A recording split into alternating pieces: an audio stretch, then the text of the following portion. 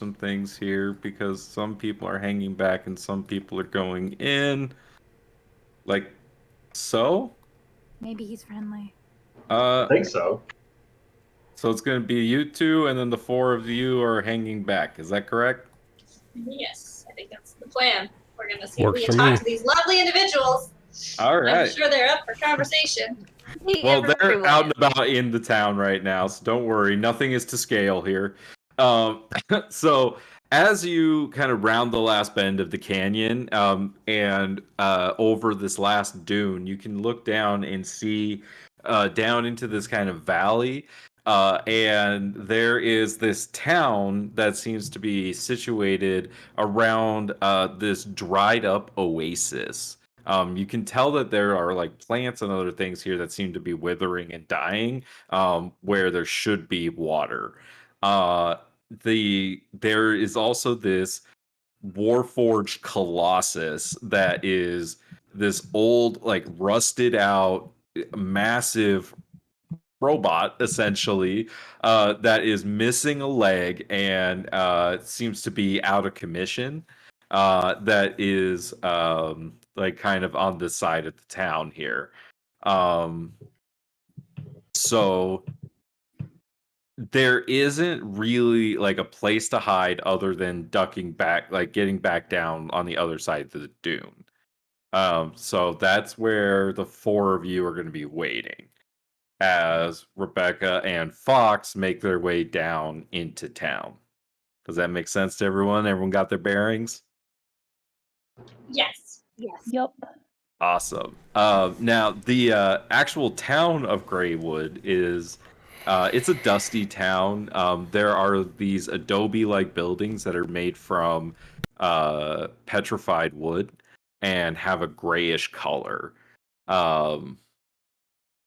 And as you come down, you can see that there are like a couple of people moving about that don't have that like symbol that Scratch showed you in the dirt, and you can see like there's this one building, kind of a larger building that could be like a tavern maybe, that you can see that this like gang of like guys that have that symbol on their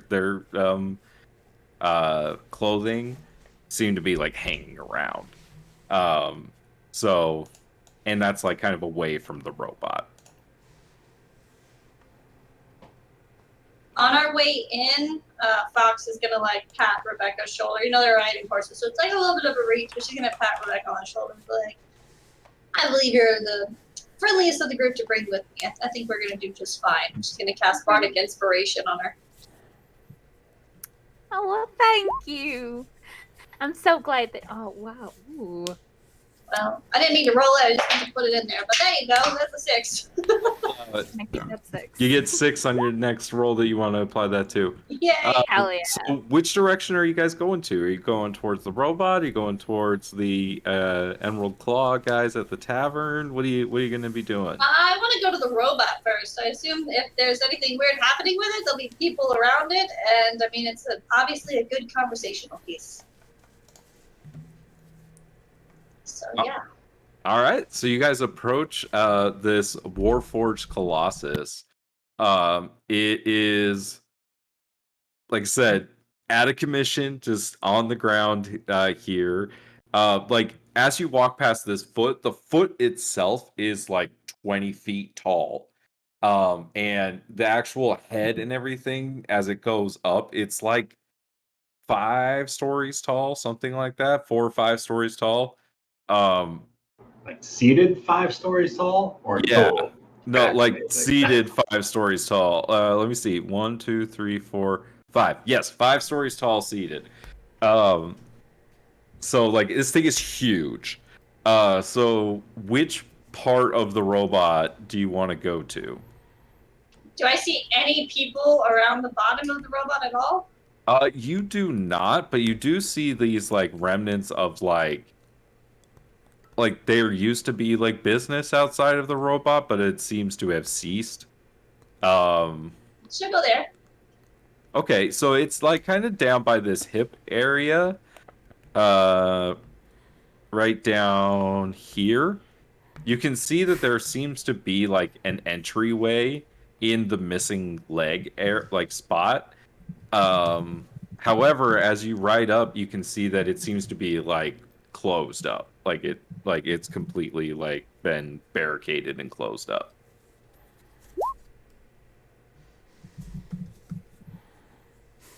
I haven't heard that one. Enlighten me.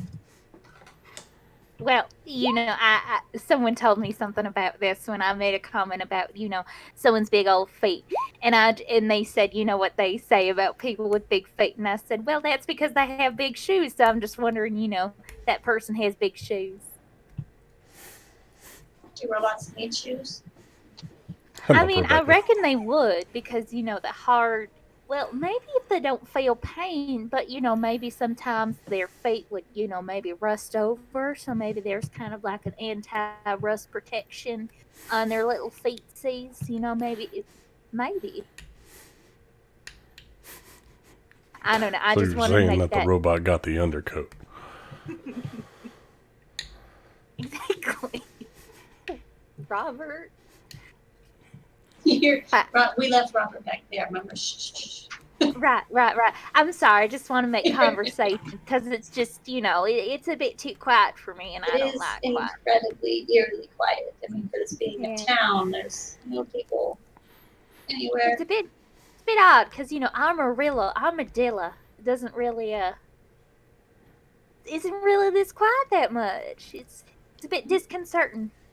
And as she's saying it's quiet, we don't see like anyone out, do we? Not really. Like, yeah, for a town, this place is very quiet.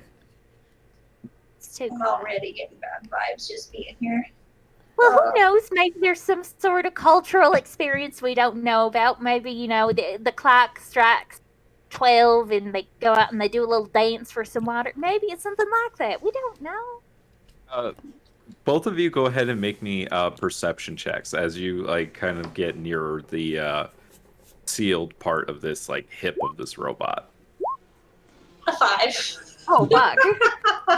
Rebecca sees all the things. Fox, you're so focused on Rebecca and like what she's talking about. But Rebecca, as you're getting close, you swear you can hear that there are people inside that thing. Well, also, there could be some people inside of there. Maybe that's just their little get together. Maybe it's kind of like a farmhouse they go in to dance and eat chili. That's just my reckoning. I reckon. I will say this, Rebecca, also, because you have a natural 20, like looking around, like the front of this area looks like it used to be kind of like a market. And like you could like because you kind of see like the remnants of like stalls kind of that were broken down and then used to like barricade this like door into the robot. Oh no. Ooh, okay. That changes a lot. With her natural 20, did she see a kumquat vendor? Yes, do I see kumquats? I don't believe kumquats are native to the desert, are they? I believe so. I don't believe so. So I'm going to say no. Oh. Or maybe there's just like this big old monster that's been maybe coming through town and they had to barricade themselves in. But maybe it's just like a little activity they do once a month. Who knows? Let's see. Pretty sure they're from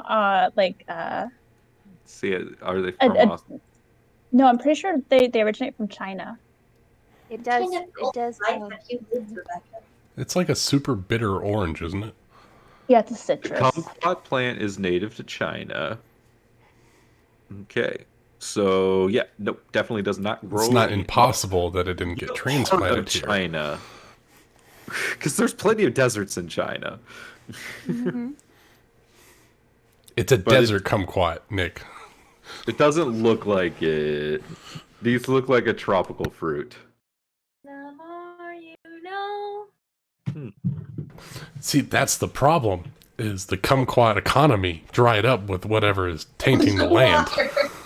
Is the Colossal Warforged like labeled at the foot? Does it say like made in China or anything like that? It says Andy on the foot. Oh, that would have been good. And it's Toy Story. Economy. Economy. All right, so Rebecca and Fox, what would you like to do? Did Rebecca point out like this door? You said it's barricaded, like from the inside, or like people are trapped in there? Like they barricaded themselves in. Oh, good. Okay, cool. Okay. Maybe this is just a really big, elaborate knock-knock joke.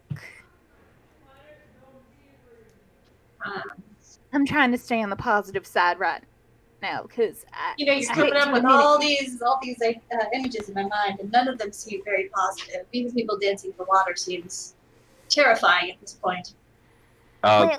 As the two of you are standing there talking, you see that there are a group of 5 men that are walking up to you. Hi there, how you doing? I'm sorry, I had to. You're good. Maybe You're just good, be a little. Rebecca. It's Yeah, probably good no, to I'm just just come fine. off. How you doing over there? Fox will give him a little wave. Do they look like they're happy people?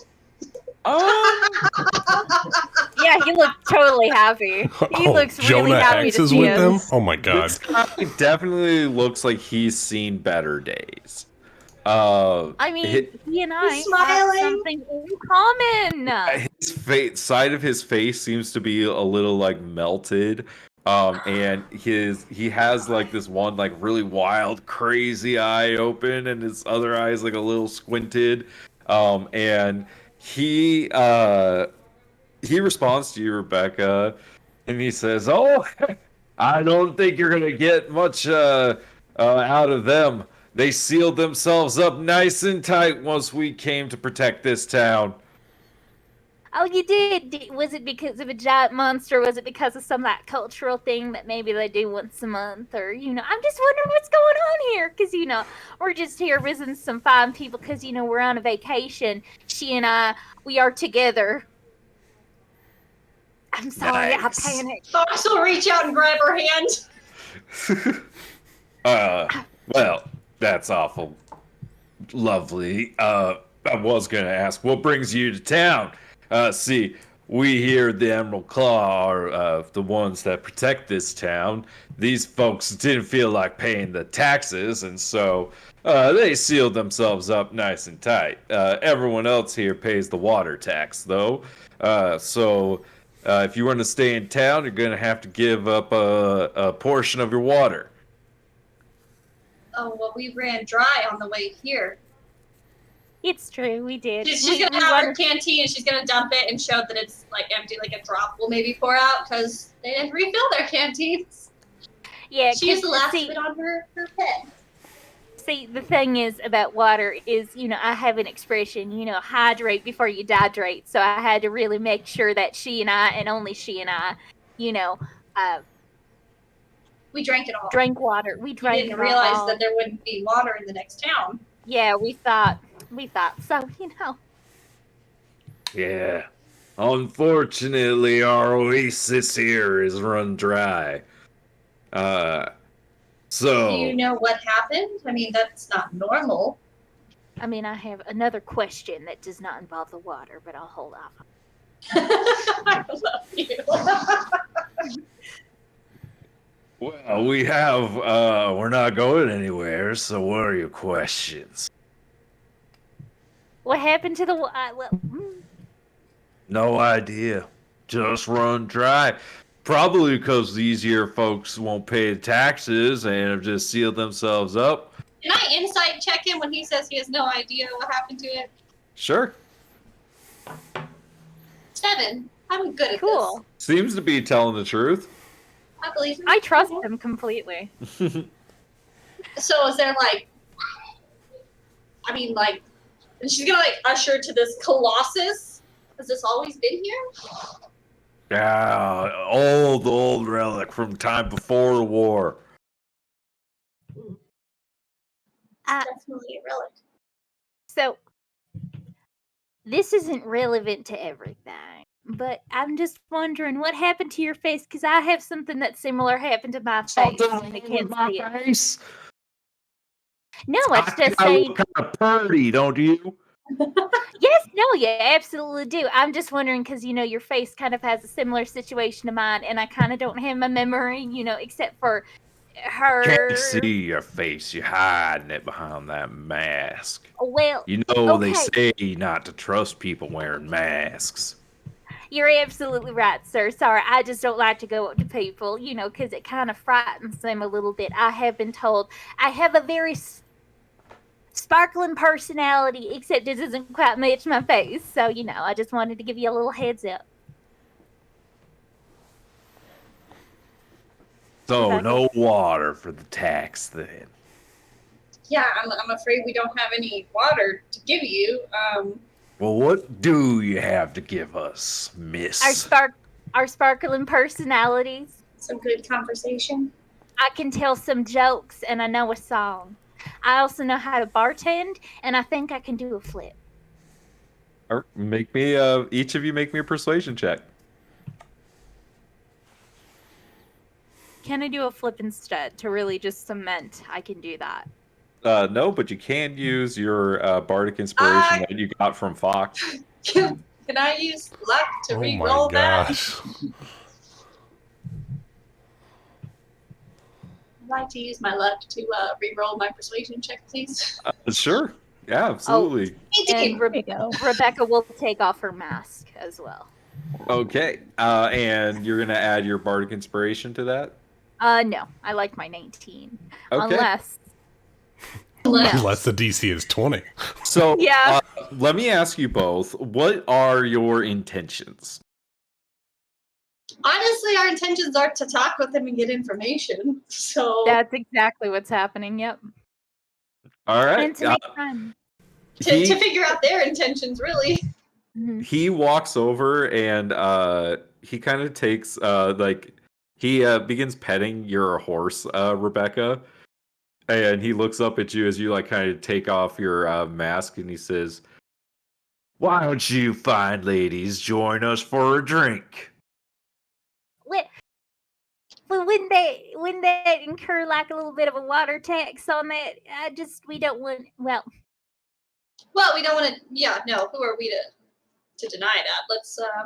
We'd be honored to share a drink with the Emerald Claw who protects this town. Yeah, and maybe find out what happened to your face. Well, I mean, just we'll start with the drink. Yeah. They will rise afterwards. He reaches up and he actually tries to take the reins from you, Rebecca, to lead your horse. No, thank you. I can do it myself. You don't need to be all chauvinistic. I mean, I like to say I can handle myself, so I'll just lead it myself. Thank you very much. But thank you so much for your generosity and your showmanship and your chivalry. Chivalrous. He says, very well. Our establishment is right over here. So while they are doing that, the four of you that have stayed behind, I need you all to roll me perception checks, please. You got it. We're not getting murdered. This is good. It's good. All right, you Roger. just walked off sketchy people. Are you sure you're not getting murdered? Not completely, but I feel confident. Did she say kumquat? I don't think we'll be able to hear them from here. That's a 22 perception. 22 from Roger, and then what was your scratch? 12. 12. All right. So, Alice, Valeron, and Scratch, you can kind of see them. You're having a hard time keeping track of everything that's going on down there. There's you trying not to get up too high over the dunes, and some sand's getting in your eyes, and it's hot, and but Roger, you're able to kind of track everything that's happening. So you watch Rebecca and Fox as they make their way towards the Colossus. You watch as this group of men follow them over, and then you watch as them as a group walk back over towards this like larger building that has like these like kind of it's like this is a larger adobe building that also has like canvas like coming off of it in different places to make shade and other things like that. Uh, and they go. Are you two going inside? What are you doing? If they're leading us inside, yeah, we'll go inside with them. We're being We have. cordial. I have no reason to not believe them. Yeah. So you guys, you get off, you tie up your horses, and they go inside the building. So, Roger, Alice, Valron, and Scratch, is there anything you'd like to do, or are you going to keep waiting? Roger will call it out what he saw. Gonna just try and get closer to that building, like in case he starts hearing gunshots, he wants to be within range to shoot anybody fleeing from that building. I'll be fleeing. Please don't shoot me. Okay, You're so getting the first bullet. in order to do that, you will have to crest the hill and like kind of go down into the valley. How far is the distance between us currently and where that building is in the center of town? Let me make a roll here. Like about a half mile. But I'm willing to try and sneak closer to avoid being detected. Oh, it's not too far. Like, this isn't a huge town, so like it would probably take you like because with the horse going max speed, probably like 3 rounds, 4 rounds to get within like range of your guns and things like that. Okay, so sizable distance, a couple 100 feet. Yeah. I don't know if it's how quiet these horses will be running in there, but it could be in our best interest to tie them up here and try to get you all in range in case something goes down. The girls went inside, and they are definitely outnumbered. Damn it. It's fine. Rebecca can handle it. Totally. So I don't know if we want to try to bring the horses in a little bit and then tie them up and then go on foot, or if we want to leave them here and go on foot.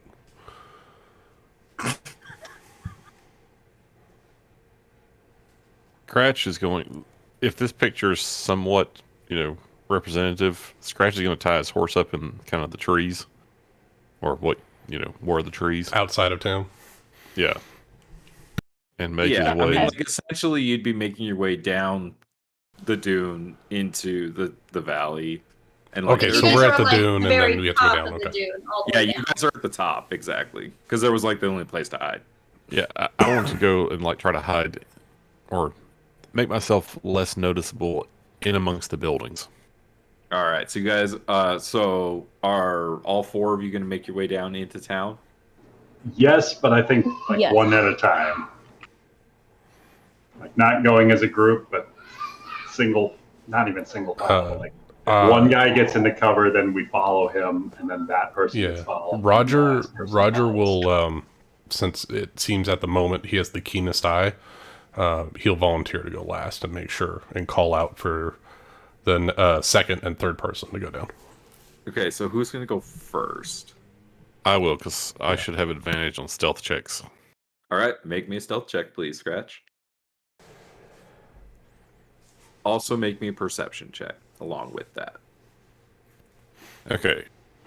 Stealth first. That's a 2.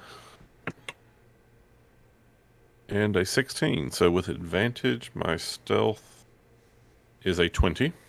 Okay. And that is a 15 for perception. Okay, so you do see that there is a dude that's out, like, kind of on lookout still, but you manage to avoid his gaze as you make it down into the valley. And assuming I have some idea of the house or the building they went into, I'm going to sort of win my way through the buildings in the town and get somewhere close to that. Yeah, you're able to get within 1 round, like close to it. Cool. All right. So Scratch makes his way into town. What are the rest of y'all doing? Do we want Alice to go first and then Valron, or Valron and then Alice? If you want to hide behind the child, you're more than welcome to. I'll follow Scratch. Make me a stealth check. How about? Ooh, that's not good. A 6.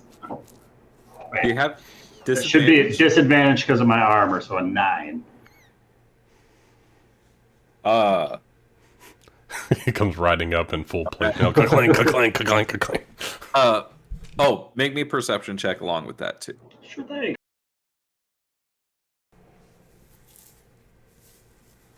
6. Valron, where do you aim for as you come down the dude? Probably aiming straight for that building that Roger was pointing us to. Okay, so you're essentially just riding into town. Got it. Okay, so then Alice is next? Yeah, Alice is next. Roger's going to try to aid her in her stealth by pointing out, like, okay, Alice, you might want to follow the path that the other two had taken so you don't make additional hoof prints in the sand, and aim for that tree over there. All right, Alice, go ahead and roll me a stealth check with advantage. 22. She don't need me. And go ahead and make me a perception check. 18. All right, so you notice that Valron seems to be riding just right into town, so you could decide to follow Scratch. And following Scratch, you're able to kind of stealthily get into the trees and everything like that. But you also notice the person on watch has seen Valron and is going inside to tell somebody. And then Roger, you're up. Go ahead and roll a stealth check. Let's try it.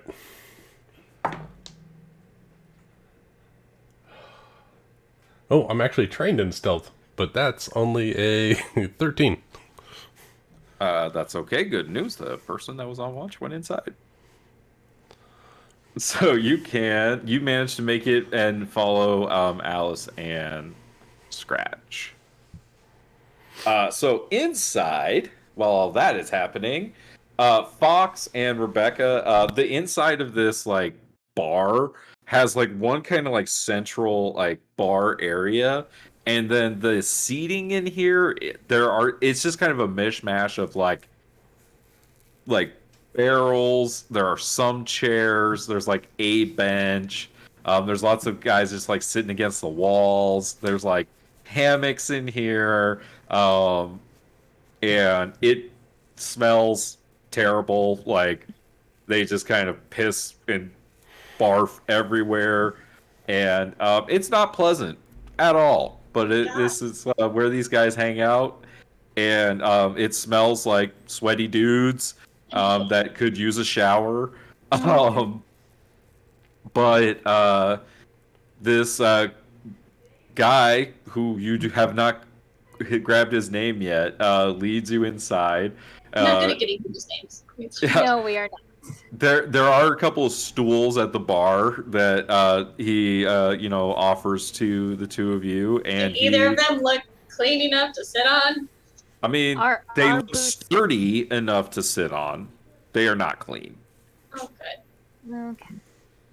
But he puts down 3 glasses on the bar, and you see him pop the cork off a bottle of something, and he pours 3 shots into these glasses as he recorks the bottle. And does he do anything weird to the glasses? No, he doesn't even clean them.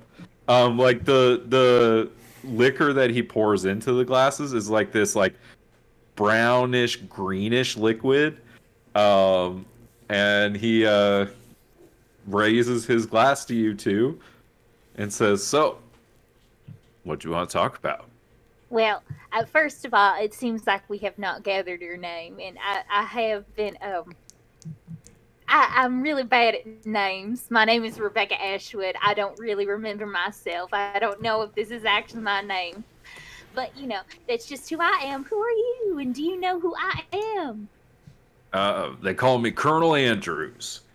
I used to be a colonel in the back in the army of God, Nick's brain just blinked for a second. Ben, where are you from? Parnath. Thank you, Carnath. I used to be a colonel in the Carnathi army. So the folks around here still call me Colonel Andrews. Oh, that's nice. I mean, it's an awfully big responsibility taking over protection for this entire town. Well, before we got here, all these folks had no one to look after them. I can't even imagine the disarray this town would have been in before you guys arrived. A woman of much sense. Give that drink a try. Snake juice. Oh, no. Why don't you try first? Well, she'll like raise her glass to like cheers with him, and she'll wait till he takes a sip to take a sip. Yeah, he'll like cheers you, and he'll take another sip of his drink. And she'll take a small sip of hers. All right. Does she die? Well, make me a Constitution saving throw. Oh, good. That's a good answer.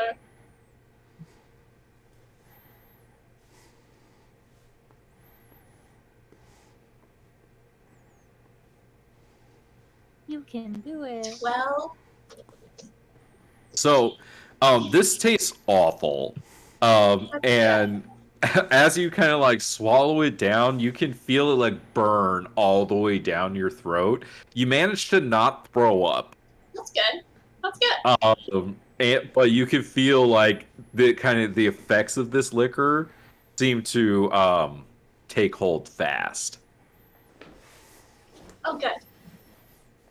She's just gonna kind of nod and give a smile, and like a polite smile when you just take a bite of really gross food, but you're gonna smile anyways because it's a nice thing to do. So, Colonel Andrews, just wondering, how'd you get your face like that? Because I'm just super interested. Because, Is there something wrong with my face? No, again, like I had said before, I don't mean any rudeness from it. I just have a similar situation with my face, and I just want to make sure that maybe our situations that we got them were the same, because I don't know who I am. Do you know who I am? No, I don't know who you are. What's your name? Rebecca Ashwood. I thought I introduced myself. Sorry, I might have missed that. Well, Rebecca Ashwood, my face was melted by some Federation bastards during the war. How long What was it ago melted that? by? And how Hell long if I ago know was that? some crazy magics they use over there. Did it steal your memory? And how long ago was that? Was that just recently? And did you wake Steal up? my memory. Rebecca, I think you just said he remembers something. These days, but I can't let go of the rage. And he takes Well, another that's- drink. Well, that's unfortunate, sir. But you I kinda really will- turned that around into protecting this whole town. I mean, what Which made you isn't bad. drawn to this specific town? There might be some things of interest in this town to me. Like Like what the type of interest? colossal robot? Like a He, like, library? Finishes his drink, and as you say that, he like smashes his glass on the counter. Well, that's going to And leave a he ring. looks at you, Fox, and he says, "Well, what might you know about that?" Just that it's the biggest thing I've ever seen in my whole life. And it probably needs big boots, too. See, I think you came here for a reason. You went to that robot the first thing you got into town. Me thinks you know who be in there. Not really? Well, didn't you say the townspeople locked themselves in there? Also, it's pretty big too, so that's a huge tourist attraction right there, and we just wanted to get nice and close to it. He Was like it big? slaps his hand on the table, and you can see that this man is like he's a Fucking little unhinged. crazy. He's Yeah. fucking crazy and unhinged. And, I got that.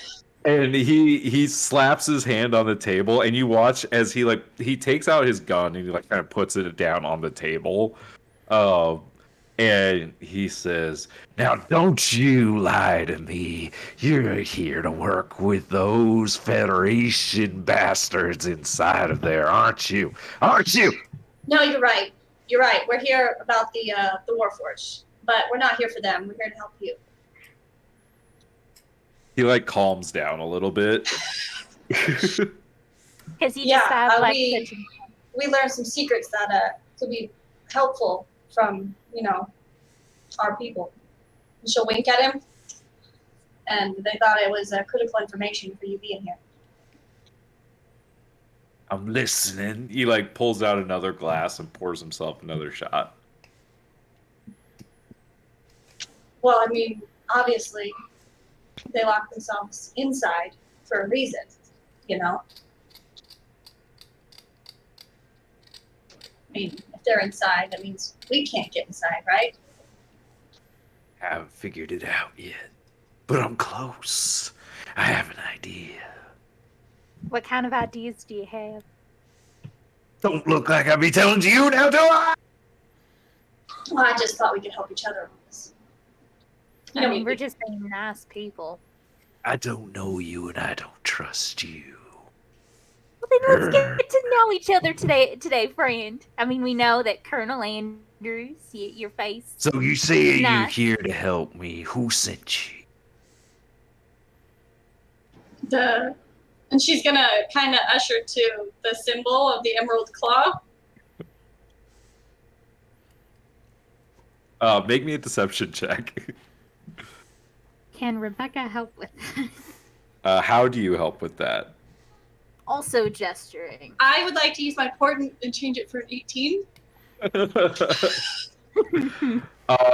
Okay. So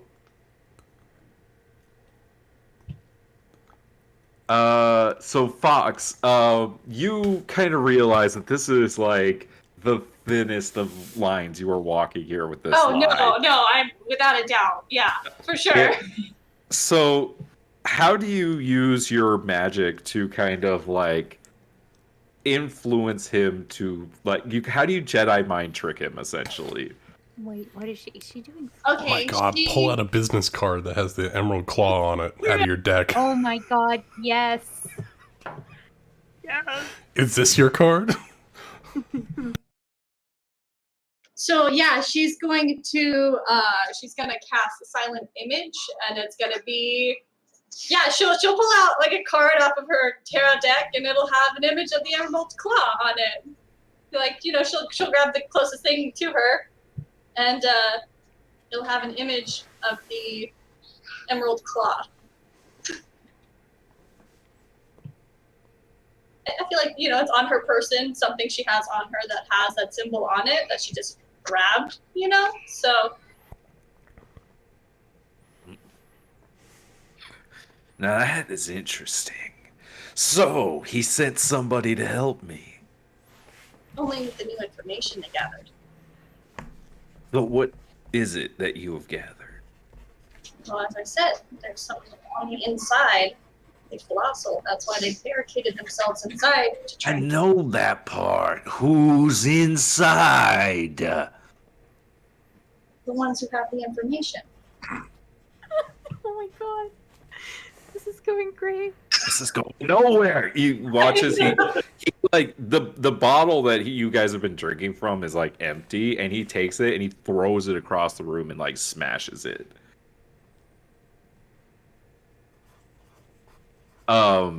Outside, Scratch. Oh god. You hear a bottle smash.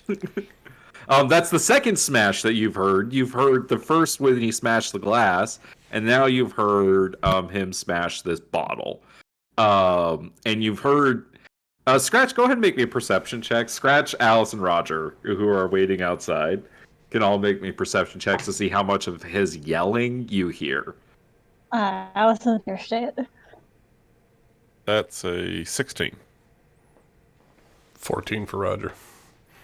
So, Roger, you hear like a few, like you can hear him yelling, but you can't quite like make out what he's saying like all the time. Scratch, you're able to kind of follow like a lot of what his yelling is about because you kind of understand a lot of the nouns that he's referencing. I've got an idea. I know what I'm doing now. Oh, go ahead, Ben. As I look around, do I see anyone else that I would associate with the Emerald Claw? Not anymore. Not now that the scout went inside.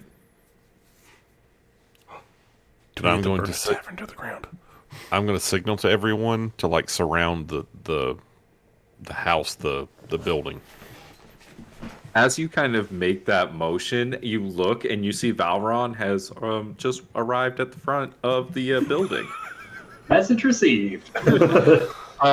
Back inside, Fox and Rebecca, you see as this guy comes running in from kind of like the second story and comes down. And he says, "Boss, this got riders coming in."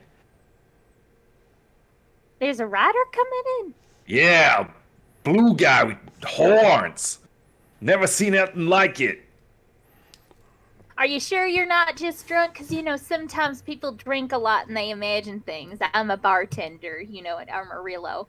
So sometimes I know these things. Maybe you're just hallucinating. Fox wants to lean over and kind of like whisper, but like, not super whisper into Colonel Andrew's ear. She says, the real reason I'm here is there's someone in your party that's against you. And she's going to kind of usher up to that guy with the blue horn. We just spoke about a guy with blue horns. I mean, as you say this, Fox, you look out the window. Oh my god. And you can see Valron. Oh, fine. That's fine. So go ahead and make me your deception. Honestly, that's a brilliant idea. I love it. 19. Oh my god. So, you see, he's a paranoid. He's unhinged, so I mean, he's super paranoid. He doesn't trust people. He like looks up at that guy, and you watch as he takes his gun and he goes to shoot the guy. Oh my god. Holy fuck. He only got 12, so he misses, and you watch as that guy goes, and he like ducks out of the way, and then like runs out. Scratch, Alice, and Roger, you can see this scout as he like kind of runs onto the second floor, and he's like looking around. Valron, you just heard a gunshot, and everyone else did too. But Valron, you just heard a gunshot from right inside this place where you're tying up your horse. How far did we make it to surrounding the building before that happened? Yeah, how far away are we from that guy? You guys, I would say you're within 60 feet at this point. Can Alice cast a hold person on him? On the scout? Yeah, on the scout. Yeah, absolutely. It's a wisdom save? Yeah, he needs to make a wisdom save. He got DC 14. He got a total of... He got 16 total on his wisdom save. How is your DC only 14? We're still at level. Yeah. Mine's a 12. Yeah. I've got 18 and mine's only a 14. 8 plus 2 for proficiency plus 4 for her stat. Like, that 14's pretty good for level 4.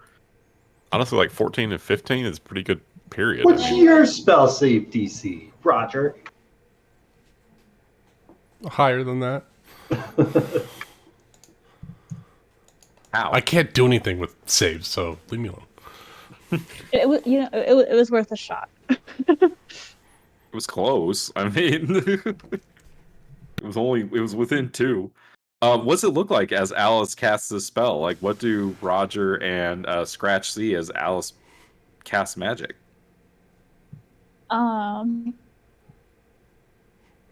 It's kind of like a.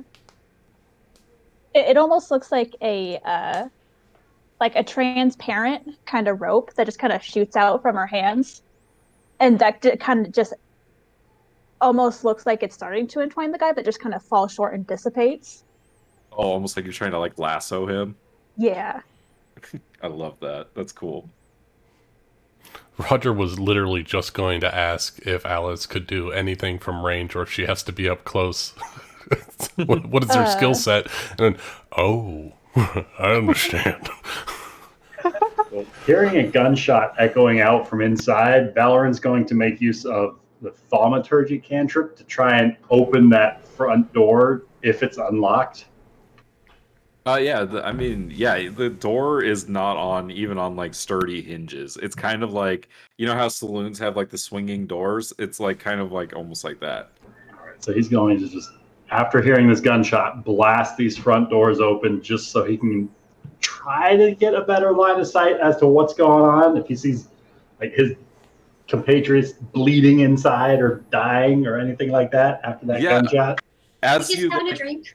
As you like look in, you can see that Fox and Rebecca are seated at the bar, and there's this guy holding a gun, this smoking gun that has like shot. He's like pointing it up towards like the balcony, and you can see that there are 1, 2, 3, 4, 5 other guys that are just kind of like situated like around the room that have all kind of like gone to like, like kind of like ducked out of the way and other things like that from their crazy leader.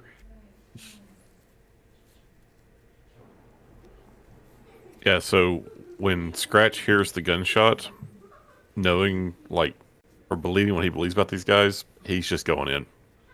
He assumes that they've just shot Fox and or Rebecca. Move these horses down. We're fine, guys. We got So this. is he No seeing one a said the what code and word. a werewolf No one run said into a bar? So Kind of Scratch, speeches. you're gonna kind of just like run up, and Valron, are you going in with him? If Scratch is going in, Valoran's going in right beside him. All right, so the two of you kind of burst through the kind of the front doors of this tavern, and I'm just gonna move Rocket up here. As hold on, I'm gonna kind of reposition this. This guy's behind the bar here, probably more like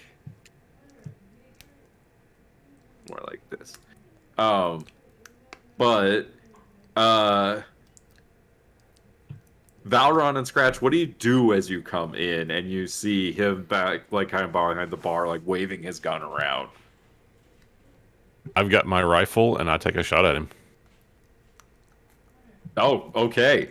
Just like that. No, like I'm here to kill these people now. All right. Then I'm gonna need everyone to roll some initiative. There you go, Fox. I'm ready for action, guys. How about a 20 total? Oh shit. Got to select my token. I did the same thing. It's 13 for Roger.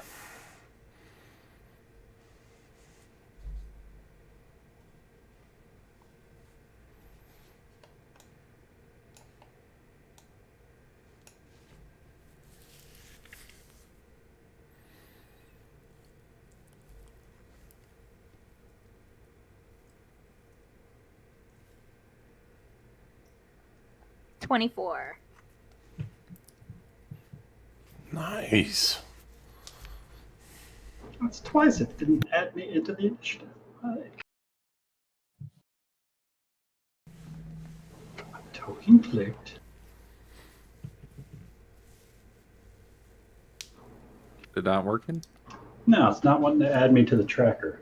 Yeah, Can I think the throw me onto there. roll 20 What- thing is broken. Oh, the Beyond 20? Yeah. Oh. It's working for all the other rolls. Just not initiative. Yeah, they've been doing character sheet updates, so Oh, Rebecca's those not on links there. could be breaking.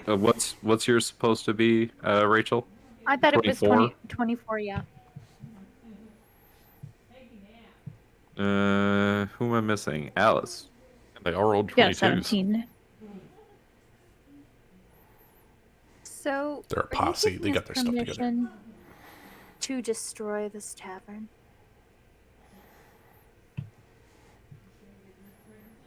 I think that's about what's about to happen. Yeah. Hell yeah.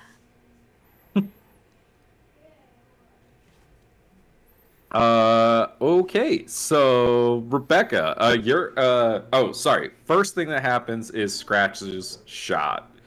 So, Scratch, go ahead and roll your attack for me. All right. +7. That's a 9. So that's a 16. So you line up this shot and you shoot it, and it goes like dead center for his chest, but you hear as it and it seems to ricochet, and you can see like his shirt is like tattered from the shot, and there seems to be armor underneath it. Cast iron breastplate. Rebecca, what do you do?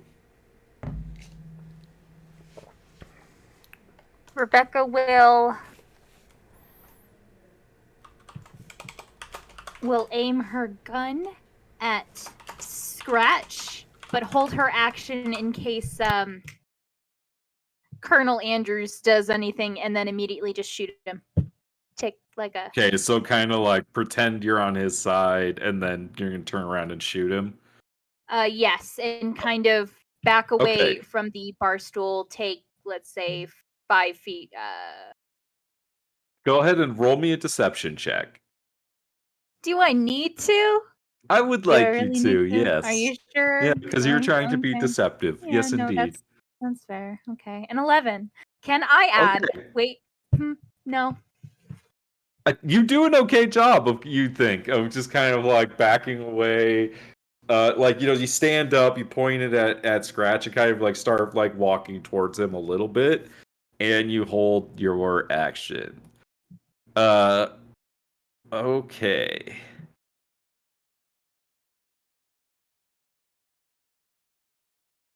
So it is the posse's turn. Scratch, you watch as 5 dudes pop up, pull out their guns, and start firing at you. So this is gonna be 5 attacks coming at Scratch, because he's the one. Actually, you know what? I'll say the guys on Valron's side are shooting at Valron, and the guys on Scratch's side are shooting at Scratch. So 3 at Oh, no. Scratch, How 2 about at shoot at me? Valron. That's fair. You were the one that shot. All right, 5 at you. Here we go. That's one's a natural 1. 1 is The natural one's going to miss. Yeah, yep. Does a 15 hit you? It does not. Okay. Okay, this one's a not nat 20. A dirty 20 would hit. Okay. I would like to use my port to change it to 13. 13. That's probably still gonna hit Amanda. Well, he said 15 misses, so. Well, but if you 13, they still get their plus, because okay. it just Well, changes the then- roll. The roll Let's turns to a 13. Okay. Yeah. So that's gonna be 2 hits and 1 crit. So 3 hits total, and one of them's a crit. Okay. So did you see the message I just sent you? I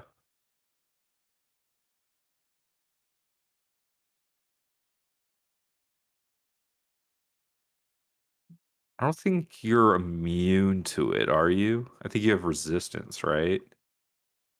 The werewolf stat said immune. Does it?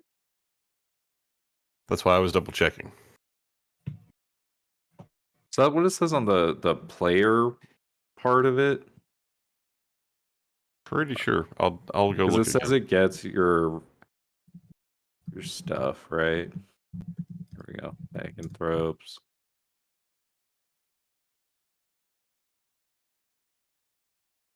You get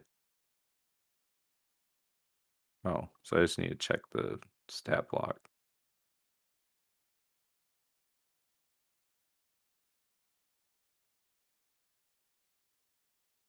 Oh, you are immune to those. Oh, that's cool. Hell yeah, man. Scratch is riddled with bullets. What? And he like jerks and like, you can see it hits him and he's like knocked backwards. And it looks like it hurt a lot. Like he should potentially be dead about now. Like, go ahead and You roll. see Fox's eyes just go wide in horror. How much damage you would have taken? Yeah, let's see how much like, damage. So let's see. So this is the crit. So the crit was 10, 15.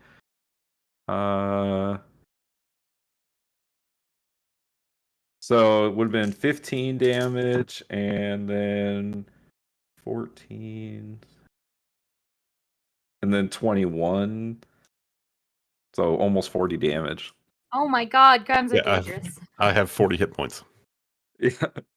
But you watch as Scratch is filled with as bullets and seems to still be standing there, Valron, next to you, in an inhuman kind of way. Fox, you just watched all of this happen. It is your turn. Okay, Fox is gonna turn around and she's gonna look to the psycho guy in the face and she's gonna say, "You cannot trust anyone in here." And she's gonna cast Bane on 4 of them, like the 4 closest ones to him. Okay. Yeah, that's what she's gonna do. All right. What's the save on Bane? Charisma 14. They don't seem like very charismatic people, so I'm hoping this works out. They do not. They are not. They got a 14 on the die. -2 is gonna be 12. So Bane on them. With So now they attack and saves, roll a d4 and subtract it from their roll. So anything they roll minus a d4 on attacks and saves. All right, Rebecca. Has anything triggered your held action? Yes. She is going to fire at the red shirt. Yeah, the red shirted guy. Okay, one of the guys that shot at Scratch. Yes. Okay, fire away.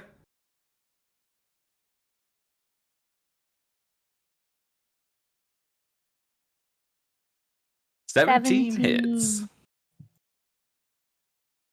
10. Okay.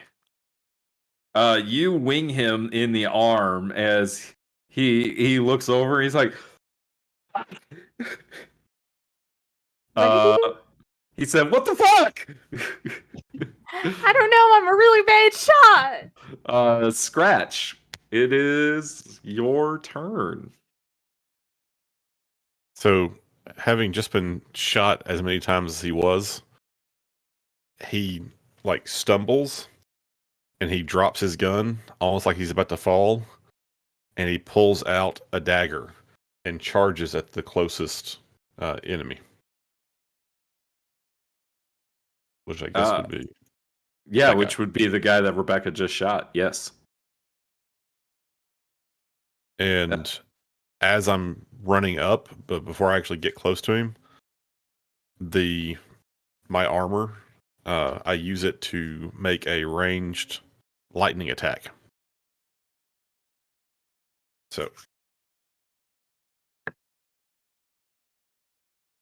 how about a 24? 24 hits.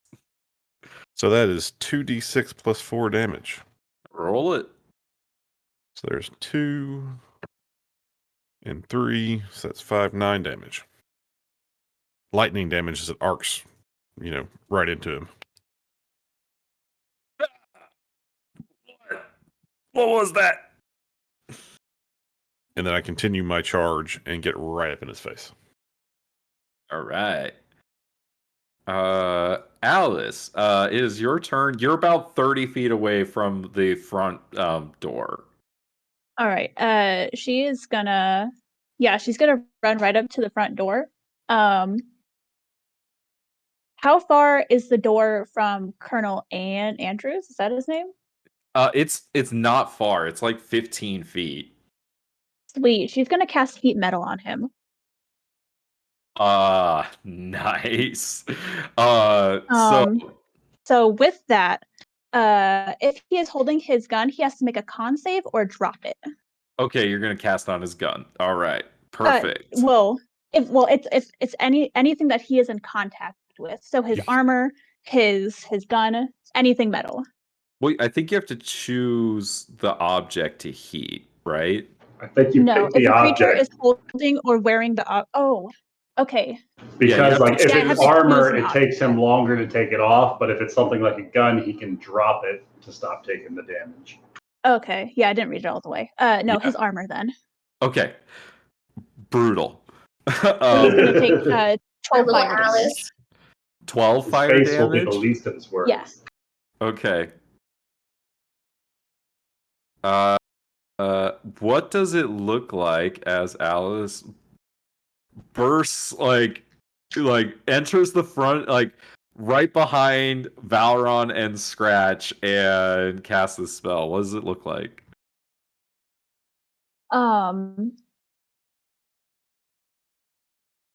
I think it's gonna kind of look like her hand is gonna kind of glow red, and it almost looks like she blows into it and then throws it at him, and then you just see his the armor under his shirt just heat up like insanely red hot. Yeah, and you can see that like the clothes that he is wearing like over this armor begin to like burn and shred away, and underneath you can see that this arm, like he's wearing like this like full plate suit of armor that seems to be like skin tight, and there are these like bones and skulls all over it, like kind of decorating it, and it is now glowing, beginning to glow this like bright glow from the heating of the metal. Alice, anything else you do? No, that's it. Okay, I don't believe Lucas is back. So Roger is going to Alice, you see Roger take off and chase after the scout. Valron. All right. Would I be able to move up, since Scratch is effectively coming in and circling around to the left, entering into this room, circling around to the right, and with 30 feet of movement, getting a line of sight to line these guys up effectively behind the bar? This guy is this guy in the blue, that's the scout. So I'm going to move him away. So sorry, because I effectively 30 feet to try and line up as many of them as I can. Yeah, I mean, this place is not a big bar, right? Like it's not. And if they're ducking behind the bar for cover, he's going to use that to his advantage as he sprints around the opposite side of the room and lines up a piercing shot. So it's going to up my misfire score as he whispers a word of curse into this first bullet, and it starts just searing up, supercharged and hot, and he's going to take a shot at the first guy. All right, fire away.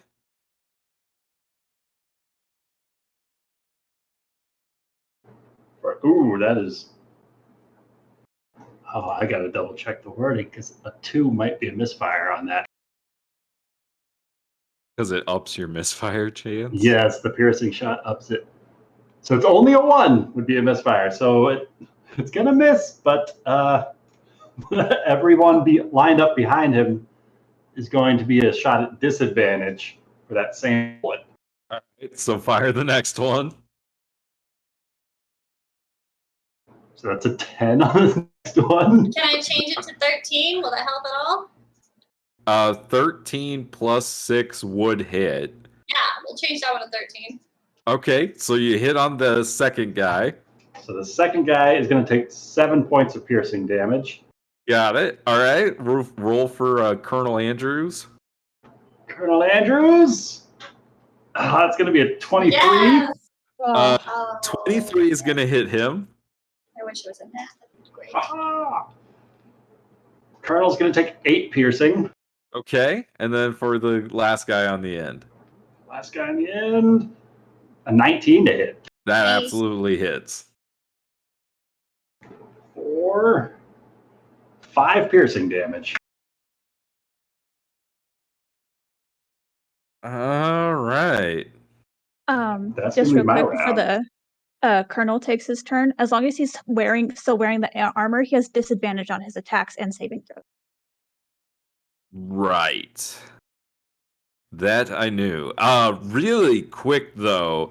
Sorry, ability checks, not saving throws. Valron, as your bullet enters Colonel Andrews, you watch as he takes like the blood spatter. He like flicks his hand, and similar to something you're very familiar with, you see as hellish flames rush their way towards you. Oh no! And he's going to hellish rebuke you. Oh, you son of a bitch. Oh no, that's not going to make it with a 9. Didn't see that one coming. Okay, so it's gonna be 2d10. Ooh, Valron, you take 18 points of fire damage. All right, that's going to be halved to 9 points because I'm resistant to fire. Yeah, well, But I'll take it. the world out there. Anything else you'd like to do? That is going to be Valorant's round. Lucas, I just passed you not too long ago. Do you want to get inside, or do you want to keep going for the scout? Does the scout seem like he's going to be harrying Alice? No, Alice ran to the front of this establishment and cast heat metal on the armor of Colonel Andrews. So she's in plain sight for everyone to see right now. Roger took 5 shots. Okay, go. Scratch took 5 shots. Okay. I deflect missiles. I'm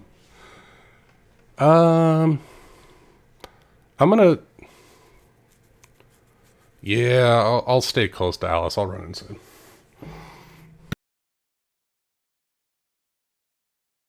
All right, so here's what I'm gonna do. I'm just gonna move you to behind Valron. There we go. It is your turn. Go ahead.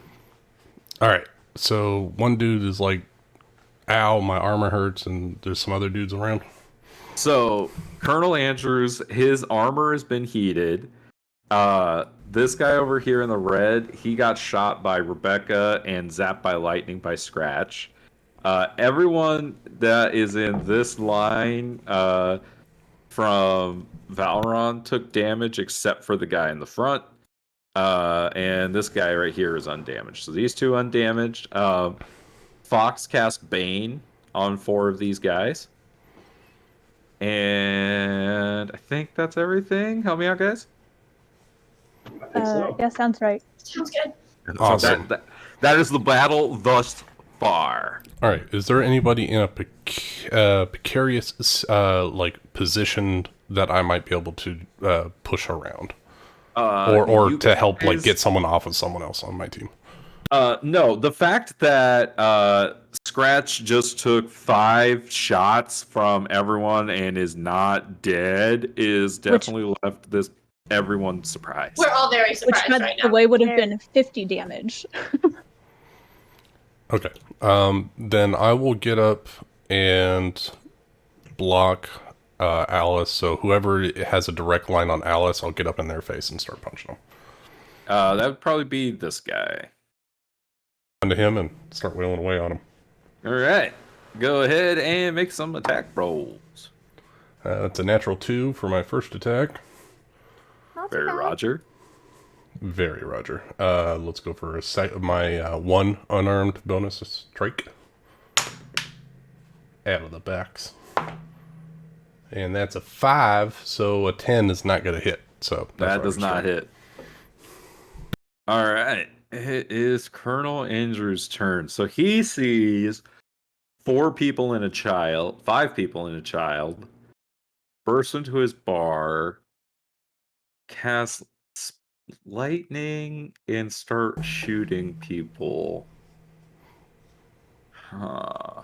I technically haven't hurt anybody yet, so I shouldn't be a target.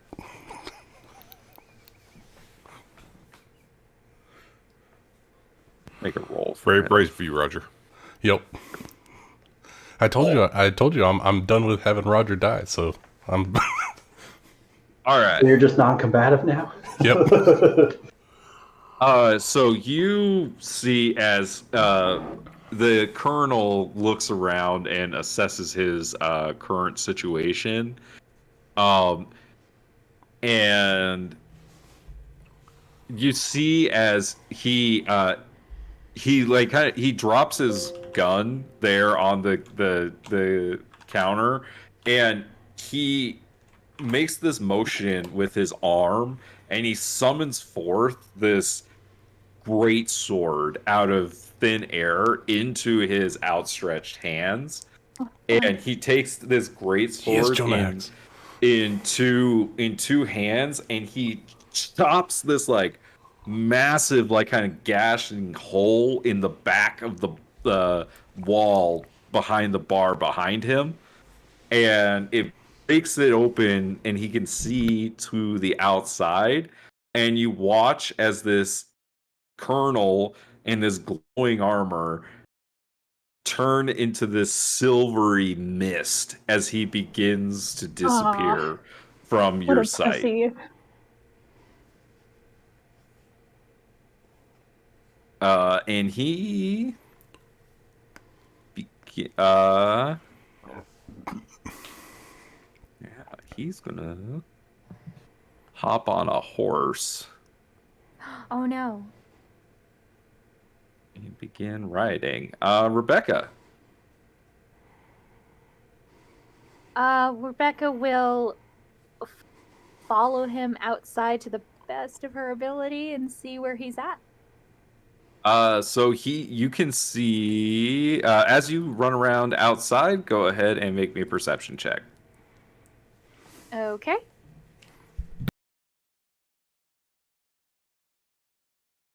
All right. So running around outside, you can see that you could see this like glowing metal of his armor on the back of a horse about 50 feet away, as he is like riding off out of town into the desert. Okay, so he's 50 feet out. Okay. 2 arm, 80 to 24. Okay. Here's what I want to do.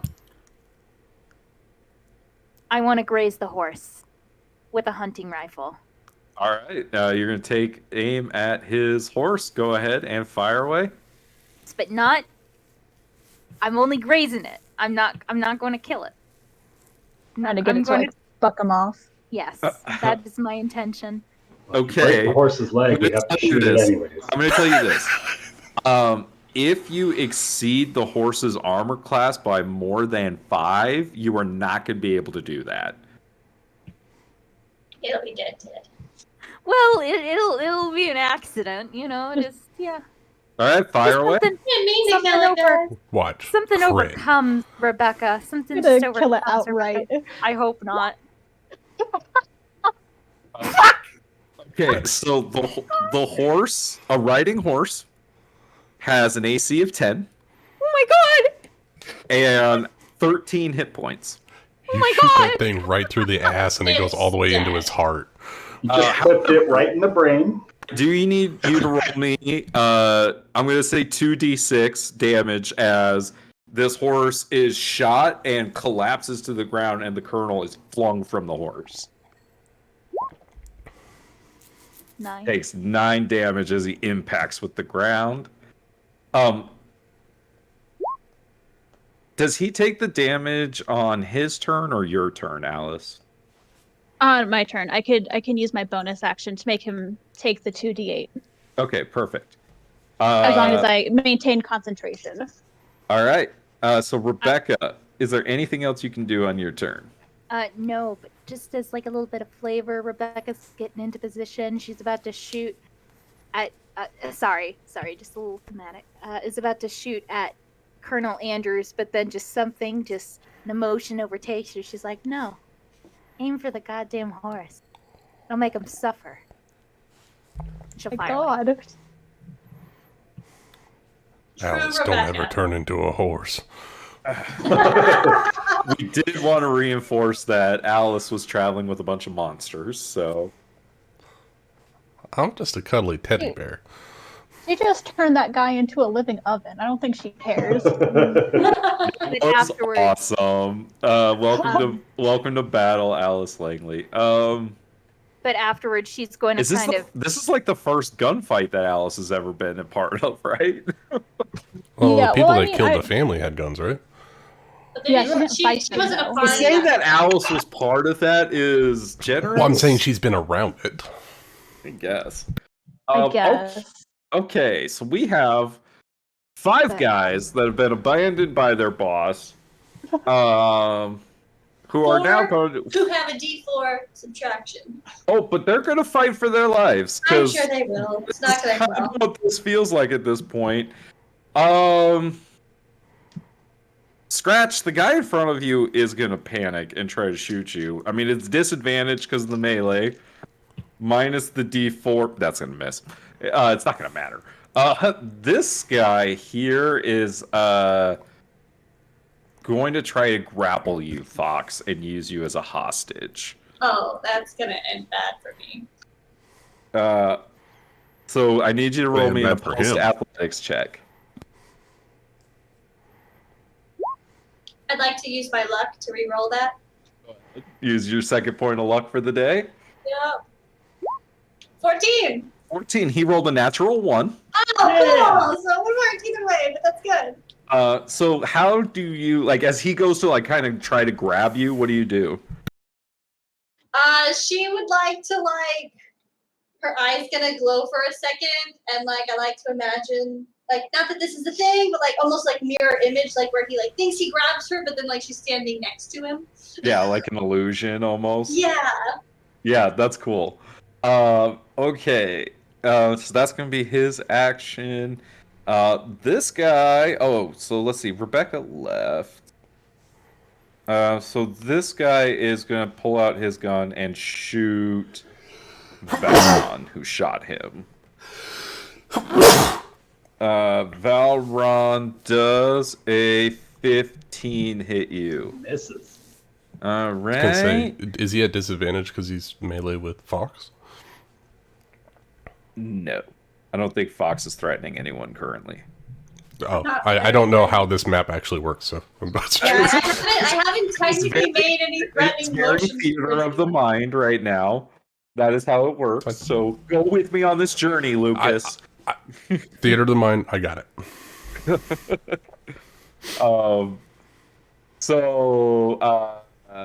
He misses. All right, then it's going to be this guy's turn. He's going to shoot at Valron, who shot at him. That's going to miss. This guy is going to take a shot at Roger at disadvantage. Disadvantage. Roger, does a 14 hit you? Sorry, wait, he's baned. Does a 12 hit you? No. No, I'm good. That is all of them. Wow. Fox, it is your turn. Okay, cool. So looking through this crack that Colonel Andrews just went through, I can still see him, yes? Make me a perception check. Is it like a person-sized hole he cleaved into the back wall, or like just enough so he could get line of sight to outside? Just enough so he could get line of sight to outside, so he could Misty Step. 21. You got it. 21. You can see Colonel Andrews. You can see as Rebecca like shoots his horse, and then you can't see him anymore. I would still like to target him if that's possible. Well, you can't see him after he goes flying off the horse because you see the action. There's dirt and dust and stuff, but you see as Rebecca shoots the horse and he goes flying. Okay, so if it says each hits a creature of your choice, you can see. I definitely have to see him. Damn it! Okay, that's fine. I'm just complaining. It's cool. It's fine. I'm happy he fell on his ass. So she's gonna target this guy who just tried to grapple her, I guess. And she's going to magic missile him. All right. What do your magic missiles look like? Have we talked about this? Yeah, I think I did it the last time. They did like these little, like almost like little fairy spectral golden orbs that just like you almost don't even see them. Like they're a flash of light, and then when they hit you, they're like this little like light of like explosion almost. Like like this little like what is it? Like you know how like you shoot something and then like there's this explosion, you don't even see where it came from. Like what are those type things? Okay. Shooting so wisp at him. I think you need to roll 2 more. Yeah. Not very much, but I'll take it. 10 total. That's pretty good 20. for magic missile. Yeah. Take it. Anything else you'd like to do? Yeah, bonus action. She's going to look to Valron, and she's going to be like, it's in our cards. We've got this. And she's going to give him Bardic Inspiration. All right. You are inspired, Ryan. As you cast this spell, Fox, you hear the guys, the men around you start yelling, "She's a witch!" Is it fair? Scratch, it is your turn. Is very, very angry and is going to stab this guy in front of him viciously with a dagger. All right, stab away. That's only a 13 to hit. 13 misses. He's barely able to get out of the way. Well, that's just not very fulfilling, now is it? Sorry. If it helps, he's not going to die. He also is going to move to, like, sort of try to at least threaten the same people who can currently see Fox. So he's going to try to, like, sort of shift her out of the way. Yeah, you have to, like, jump over the bar. Make me an athletics check to, like, kind of, like, just jump over that bar. That's not going to be very good. That was only a 2. That's a 6 total. Yeah, as you kind of go to go up over the bar, your like foot like catches on the stool and you end up rolling and falling like prone behind the bar. But you should have enough movement to get back up, I believe. Yeah, I do. Yeah. So it wasn't very graceful, but I'm there. You slip on the broken glass, and you go ass over tea kettle. Yeah. Over the bar. It's wet on the bar. Rachel's shot is still there, untouched. Now on covering you in snake juice. That's all I can do. All right, Alice Langley. All right, for her bonus action, she's gonna make Colonel Andrews take that 12 fire damage again. Do you re-roll it? Re-roll it every time. Oh, I do re-roll it? Okay. Yeah, 2d6 every round. 2d8. Yeah, if heat metal's gross. 13, even better. Fuck. And then for her action, she's going to cast Ice Knife at a 2nd level. All right, targeting. At this guy. All right. Fire away. Cast that. I'm guessing an 8 does not hit. 8 does not hit. Does it still explode? But it shatters, so they all need to make all of these guys, this one, and I'm pretty sure him still, they all need to make dex saves. To make it, 1 fails. I'm going to say this guy fails and the other 2... Oh, wait, they're baned? 1 sec. They're baned. That's -3. That means they fail. -2. That means they fail. Yeah. So they all take 9 cold damage. Ouch. What does this spell look like from Alice? Pretty self-explanatory. There's a bolt of ice that shoots towards them, and then just shatters. Does she like form in like a knife in like her hand and then throw it, or does it like appear in midair and she like pushes it, or like what's it look like? No, it's like a she literally forms an ice knife in her hand. She kind of flips it and then throws it at the dude. Awesome. You use a hatchet normally, right? Yeah, she uses a. It should be an ice hatchet. Well, technically, it's a hand axe, but same difference. You know what I mean? I think that would be very thematic. It's like you pull your hand back and this ice hatchet forms in your hand and you throw it. That'd be cool. Totally up to you, Summer. Yeah, man, make it a hatchet. Sure. I'm fine with that. Ice hatchet. You should rename your spell to ice hatchet. It does more damage than a dagger anyways. I'm saying. Anything else you'd like to do, Alice? Nope. Let me check something real quick. No. All right, Balron, it is your turn. Balron is going... He's got a hypothesis, and according to the scientific method, he would like to test out his hypothesis, and he's going for another piercing shot along that same line. Go for it. Oh. Sorry, Scratch. Oh, yeah! That's a grip point back, God. and a 20 on the first guy. Go ahead and roll your damage. So that's 15 damage to the first guy. Oh, right. He's Grip looking point rough. back. And all right, next guy. The guy behind him. Is this at disadvantage? Everyone after the first is at disadvantage. Okay. Ooh, that's a natural 2 for so an that's 8 gonna total. Miss. Scratch. I'm not. Pop up. A 9 to hit Scratch is gonna miss. You watch as that still blows through Scratch. And then the last guy.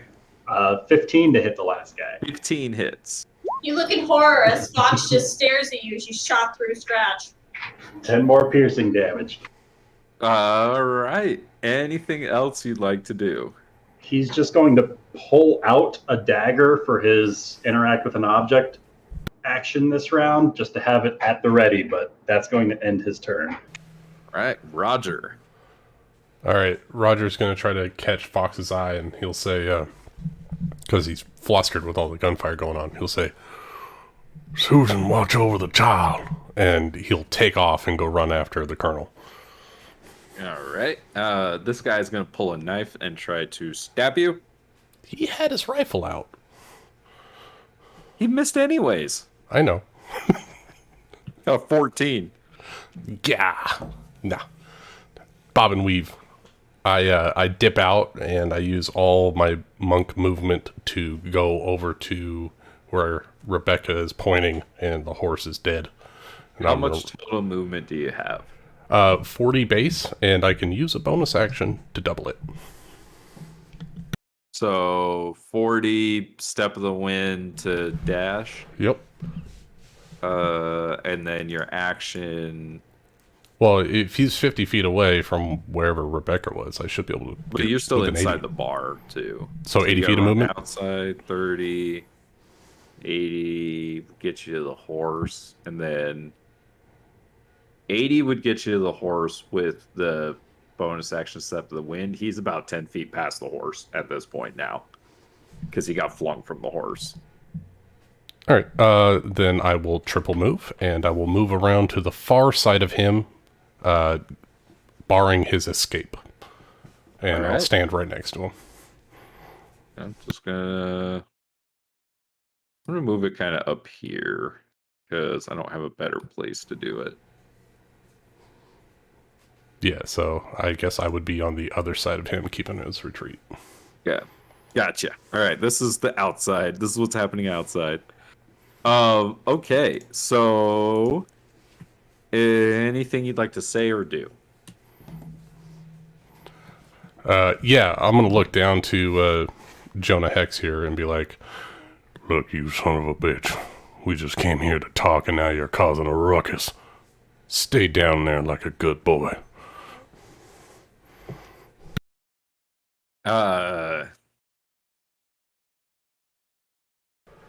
Roger, you see as this guy begins to like maniacally laugh. And I need you. Hold on.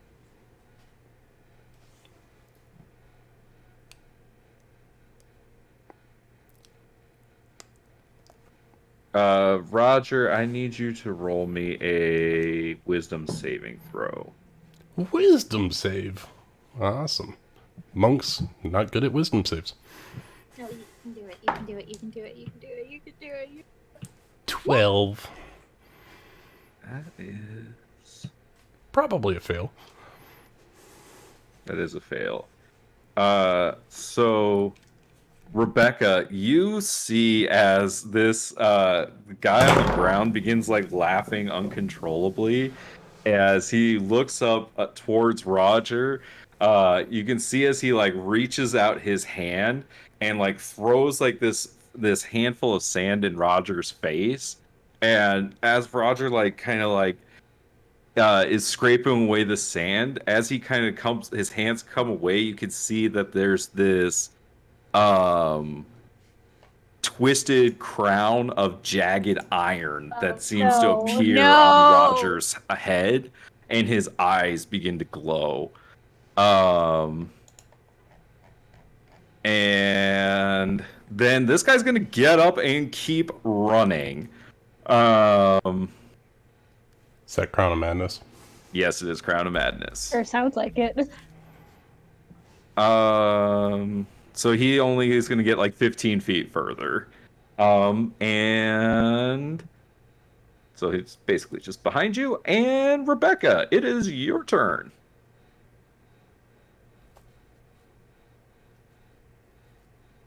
Okay, that is certainly concerning. But I mean, Roger hasn't made any aggressive moves towards Rebecca.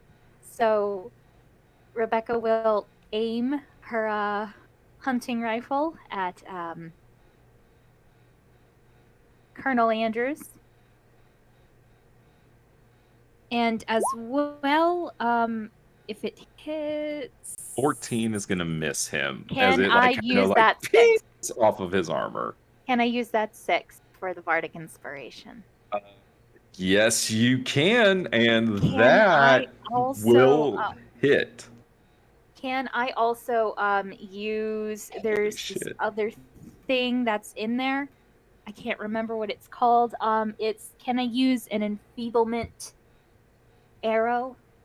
So you have to declare that before your shot. Oh, fuck. Damn it. Okay, I'm sorry. That's okay. You're still new to it. 23 piercing damage is... That's a fuck ton. That's a DC 11 concentration, right?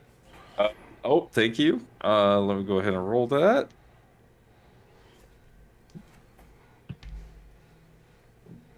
He makes that. Oh, damn it. Okay. It's still a shit ton of damage.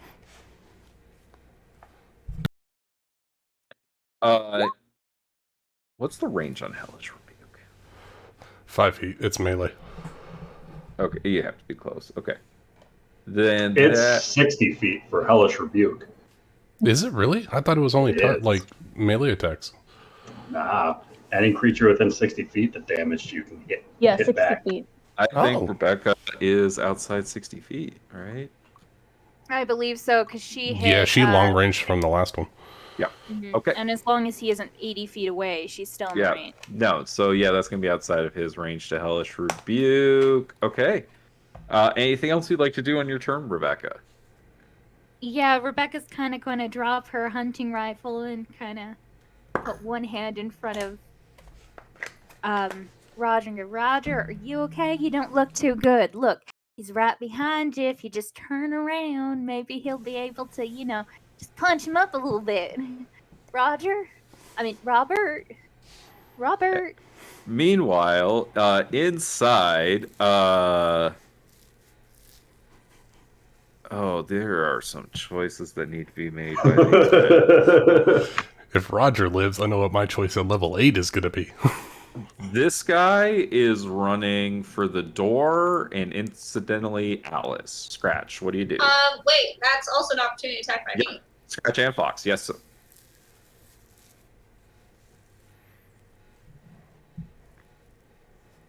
Well, I take my opportunity attack. I'll swing away. I'm gonna dagger him. 6. Ooh, that's Six, I'm not six really is good gonna with miss. How about a 20 plus? 20 plus hits. Murder him, Scratch! He's after my daughter!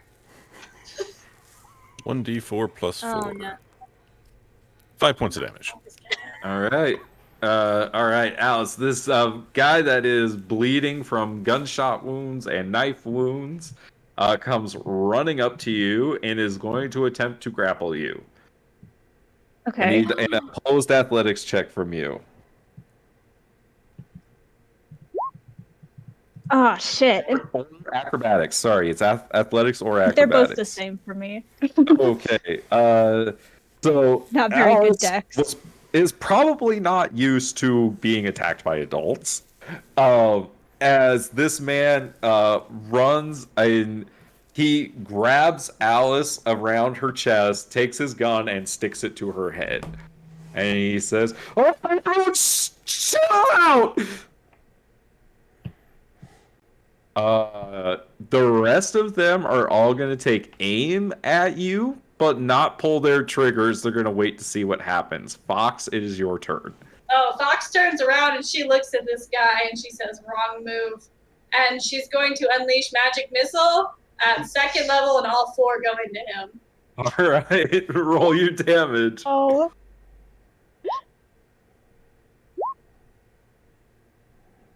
All right, let's see. That's 9, 10, 14 11, total. 14.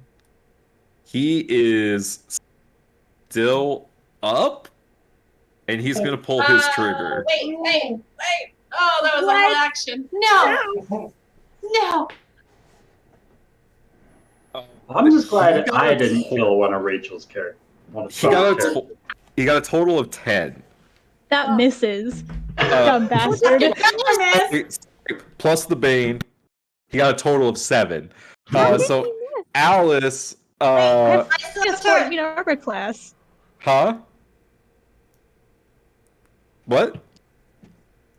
Me or Alice? I'm just saying he got a total of 7 on his shot to hit Alice. He better Yeah, that fucking misses. miss. Yeah. That misses. That's Yeah. half of her armor class. That's what I thought. So like as he goes to shoot, he's being bombarded by these like magic missiles, and his shot just goes wild and doesn't get anywhere near Alice. Scratch. Wait, one more. Sorry, go ahead, Fox. You're good. I have a bonus action. Fox is gonna look Alice in the eye. She's gonna be like, "You're gonna be just fine," and she's gonna cast Bardic Inspiration on her. All right. All the other guys' held actions are gonna go off. That's fair. So this guy is going to shoot at Fox, who he tried to grapple before. At disadvantage because of the melee. No. And at a -4 because of Bane. Well, A D4. -D4. Here's the thing. I rolled 2 natural 20s. Well, there's still a D4. Oh my you have God. to Automatically hit. So that's going to be a crit on Fox. That's fine. That's She's a turned bullet around, crit. staring at Alice. That's completely fair. Back of the head. Coward shot. That's what that is. 1,000%. See how Scratch handles that. So that's 22 points of damage. Jesus Christ.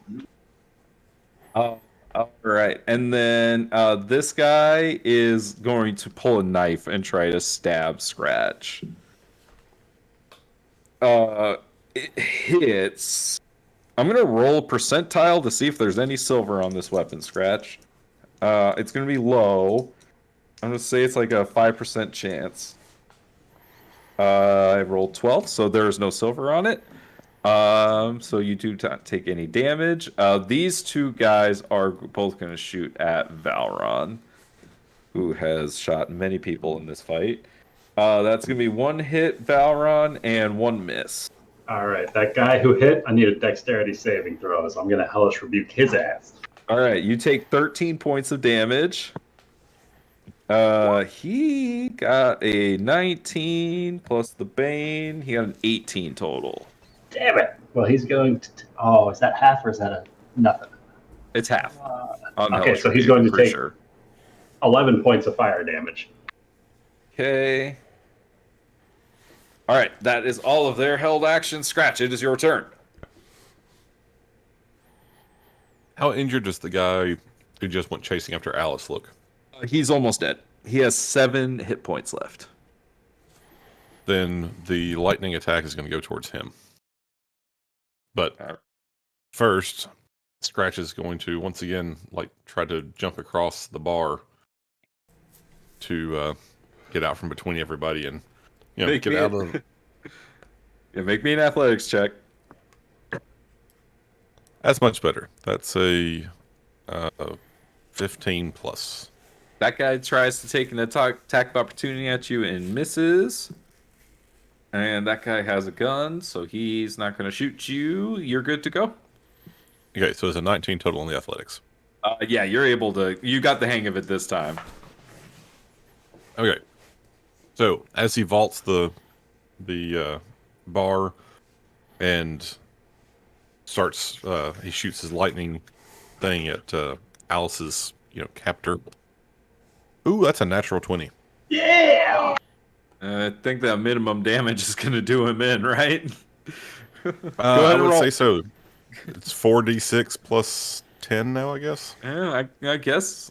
Roll it. Let's see how much it is. So I do double everything, right? I double the modifier. Just double the dice. Yeah. Okay. So my 2d6 becomes 4d6 plus 4. That's 9 automatic, so he's dead. There's 7. There's 10. Oh, and that's 16. 20 total points of damage. All right. So he only had 7 hit points left. So the lightning bolt shoots through his forehead and just comes out the back of his skull. And his head just kind of explodes. And Alice, you're kind of covered in blood. And you see Fox just smile as she's clutching her chest where she was just fucking massacred. But she's happy. And with that action, I'm going to use my bonus action. I'm also going to continue moving back to where I dropped my gun. And my bonus action, I'm going to cast Sanctuary on Fox. Nice. All right. What was the spell that you cast, Scratch? It's not a spell. My armor has a lightning attack ability. He's an artificer. Yeah, it's part of my artificer. Oh, that's cool.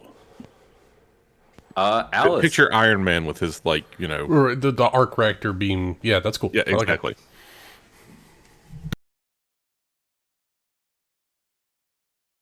Well, that was terrifying. Okay, Alice, bonus action. No, she did get hit. Another 2d8 to Mr. Andrews.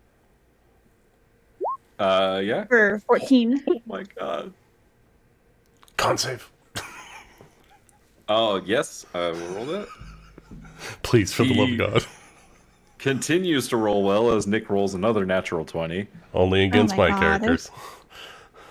No, I just got a nat 20 against me. Well, it was really nice playing Rebecca.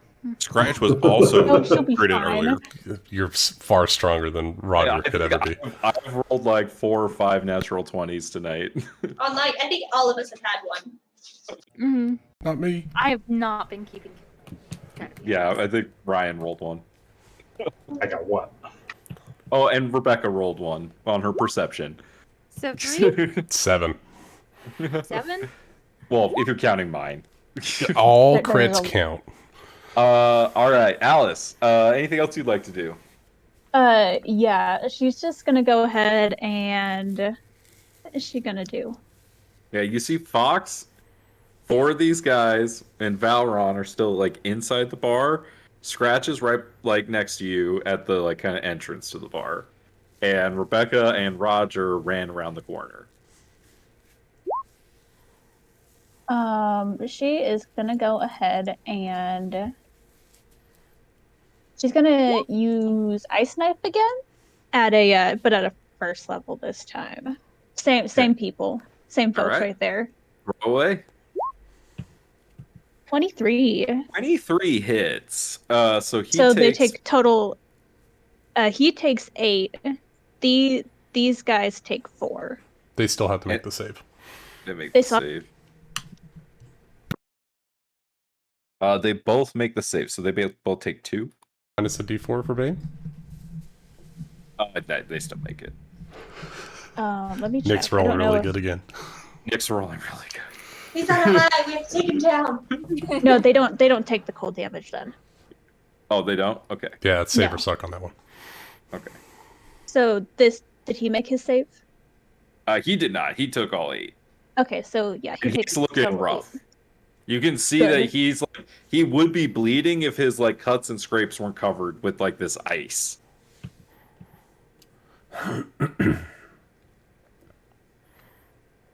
That's Alice. All right. Are you gonna stay in the doorway? Um,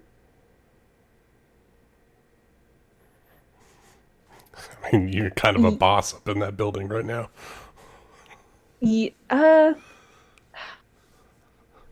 yeah, she's gonna stay in the doorway because she's got Colonel Andrews taken care of as long as she maintains concentration. All right. Valron. Now, All right. there isn't a distance on heat metal for maintaining concentration, right? I don't can't think remember. so. Nope. Okay, it's not like Witch Bolt if they're outside of the- range. Yeah, no. Because I don't even think you have to have line of sight, right? I should be checking. Not to this. maintain it, I don't think. Not to maintain it. Yeah. Yeah, as long as he keeps on wearing that armor until she breaks concentration or a minute is up, he's going to keep taking damage. Sweet. So Valorant is going to second win to get himself back 7 hit points, and then again spending his last grit point to try and let loose another piercing shot on these 3 guys. Come on, Starting crit. with the Come on, first. Valron.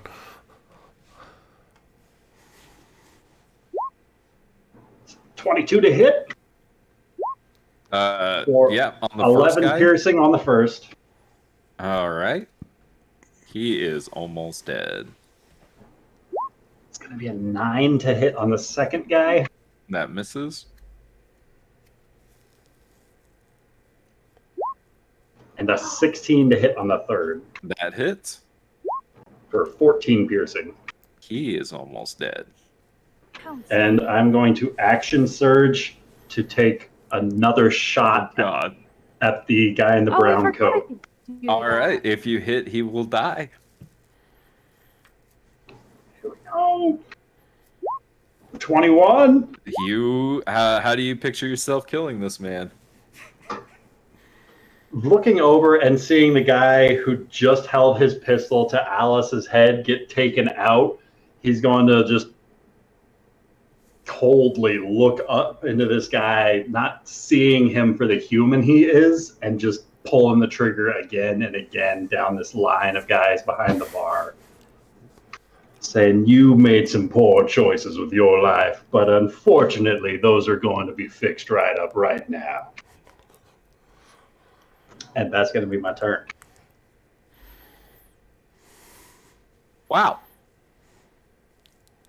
All right. Roger. What does my master command? Your master commands you to attack the one shooting him. So you must use your action. You can't use it to attack him, and you need to use it to attack Rebecca. I move and attack Yeah. Rebecca. Yeah, but I would like to say something. Alice Oh wait, has that's not how been this hitting spell him. works. Hold on. I can't. Oh wait. I can't do movement first. I have to attack the closest target, right? Target must use its action before moving on each of its turns to make a melee attack against a creature other than its own that you mentally choose. The target can act normally on its turn if you choose no creature or if there are none within its reach. There's nothing alive. So like you have to wait for Rebecca to get near you? Well, I mean, it's I'm madness. So pretty you're sure- striking out at anybody that's near you. Otherwise, you act normally, right? Yeah, it's not like dominate where you can force someone to do something. It's more like you can sort of trick them into attacking an ally, but they've already got to be there. That's weird. Does that mean I can go punch him?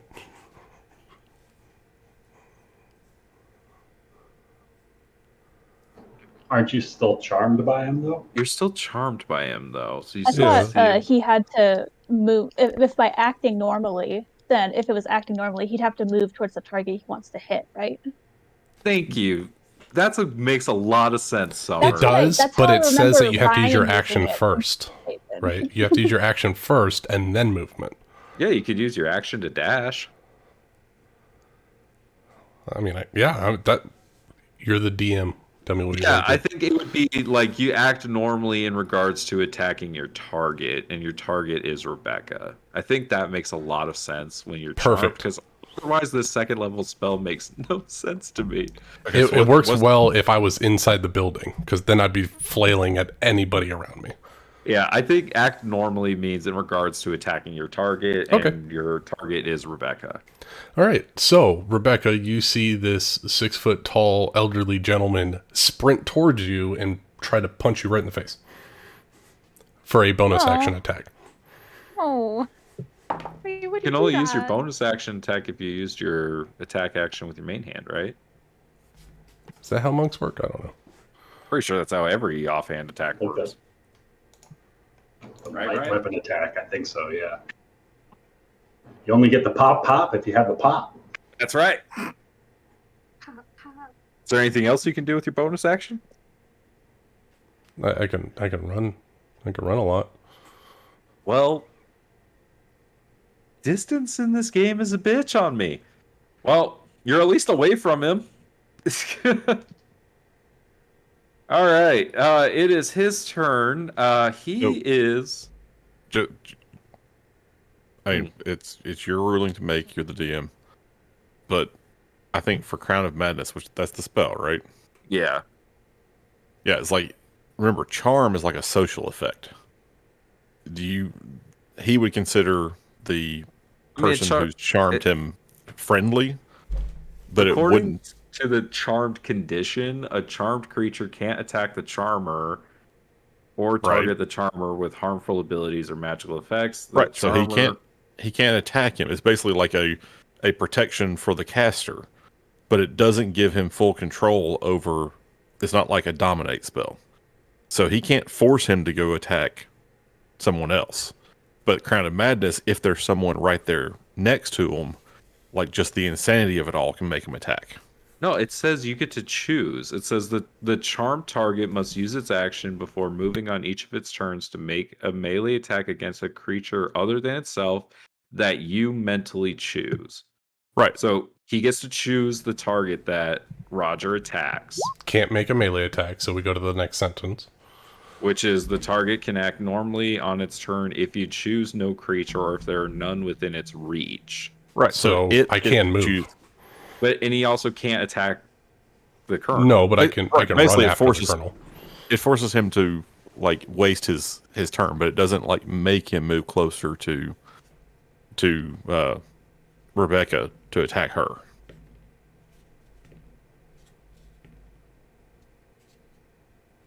It's the act normally part that really throws everything into whack. Usually, act normally means that the creature basically gets to act as it would otherwise, not act normally in the course of executing some action you gave it. Like I said, it's not a dominate spell. So he'll just stand there until Rebecca gets closer, and then he'll wail it on her. Basically, yeah. No, it's like a flash of madness. He's like, "Oh, that person's your enemy," and then you attack that person, and then you snap out of it, and it's like you have your movement. Yeah, that's a weird spell. It is. Yeah, I will say you have to move if you don't want to. It works a lot Roger. better for player characters against, NPCs NPCs because When the party's all grouped up together, it's Yeah. super effective. exactly. So would you rule that Roger being It's still a great way to charmed save yourself. would try to protect the Colonel by getting closer and taking a shot from Rebecca? I mean, it's totally up to you how you view this guy. I think because he gets here's what we'll do. Make me a insight check, and he's going to try to persuade you to go attack Rebecca and protect him from the person. Okay, natural one. I attacking go him. and attack Rebecca.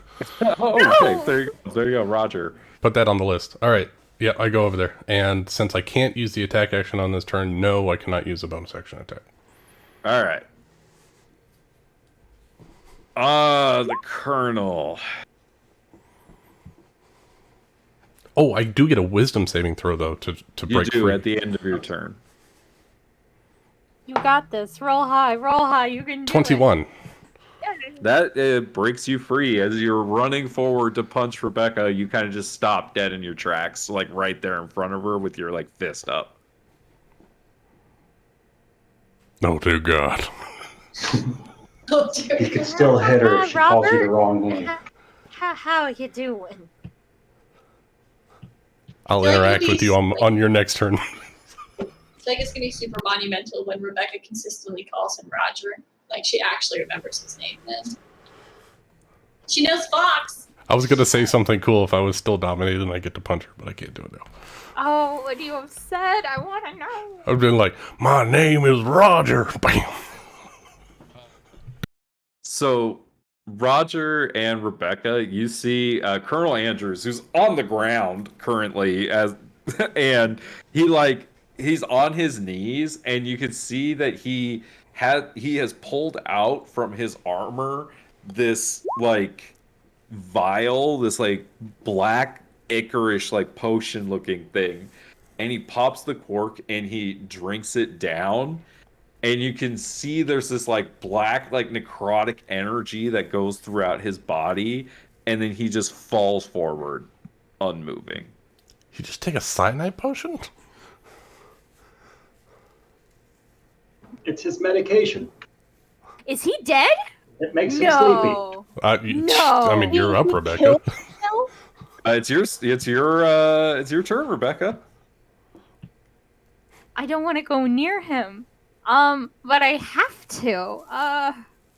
Rebecca will get. I don't like this. Oh, I don't like this. I really don't like this. Well, can Rebecca even get within range of him with her? If she dashes. Okay, I moved 20 feet. So how far away is he? He's at least 60 feet away from you. Yeah, because Okay. I had to dash to get back to you, so that's Yeah, more than 40 I'll feet. be generous and say, yeah, you could get up to him if you dash. But that's my action. Correct. Rebecca will move. Her You full. can do a medicine Well, check or see, something. you can still get up to him and make a check of some kind. Okay, what about her full movement 30 feet? Can she still make a medicine check from there? Or No. No, Oh, you I need to don't get want closer to him. I don't Wait, want to what? get too close to him. No, fuck it. I guess Rebecca's going to get close to him and do a medicine check on this fella. All right, roll me a medicine check. I don't like this. I really don't like this. I don't like it. I really don't like this. Oh, fuck. A 20. So, a couple of things are happening right now. This man is being cooked alive inside of this armor, or he was being cooked alive inside of this glowing, burning armor. His flesh has been seared and burned and infused into this armor, and it smells of human flesh burning as the armor is still heated and burning. as far as whatever he drank, seems to there's this like black like necrotic something that seems to be making its way like through his veins, and as it like makes its way through his veins, you can see that behind they are still black. He is dead. Like, is he dead? Like, he's not coming. He's dead. There's like, short of what you just witnessed with Scratch, you've never seen somebody live through what's going on to this man right now. But Because he is. It's like he's being cooked in a furnace. But he's dead. He's dead. Not bleeding out. He's No. dead. He's dead. Okay. He's dead. Right? Yeah. He's not coming back. He's dead. He's okay. Is he Give him Veronder dead? CPR. He's at least not naturally coming Poke him back. with one of those sticks you gathered. Like, he's dead, right? He's dead. Yes. I don't believe you. Why is he dead? Yeah, is he Vermonter dead or is he like Lich dead? Yeah. Yeah. Well, I guess if he was a Lich, we wouldn't know With your until he came back. 20, you know that this mortal has ceased to live. Is his soul okay? I'll believe you. Okay. I'll take your word for it. Can I insight check you though? No. No. Is there anything else you'd like to do with your turn? Do I still have an action, or is that my medicine? The medicine check was an action. Your action was to dash. Oh, right. Fuck. I mean, I'd love to shoot this man in the, head to make sure that he's really dead, because I don't trust that. He has to come back. Like, but if I can't... It's okay. Alice doesn't know he's dead yet. All right. Speaking of which, inside we have a few dead He's coming back. He can't be dead. compadres. Okay. I'm gonna see if these guys just straight up try to surrender. Yes, they do. These guys all drop their weapons and start begging for their lives. And we are out of combat unless you all would like to do anything else. Well, I'm definitely Scratch is not out stepping of back combat. to here and blocking Alice from everyone, but she is going to stand in the doorway. I don't have anything super hostile to do other than vicious mockery. But yeah, I mean, I don't fucking trust these guys, but they can talk still, so. Who are you going to viciously mock?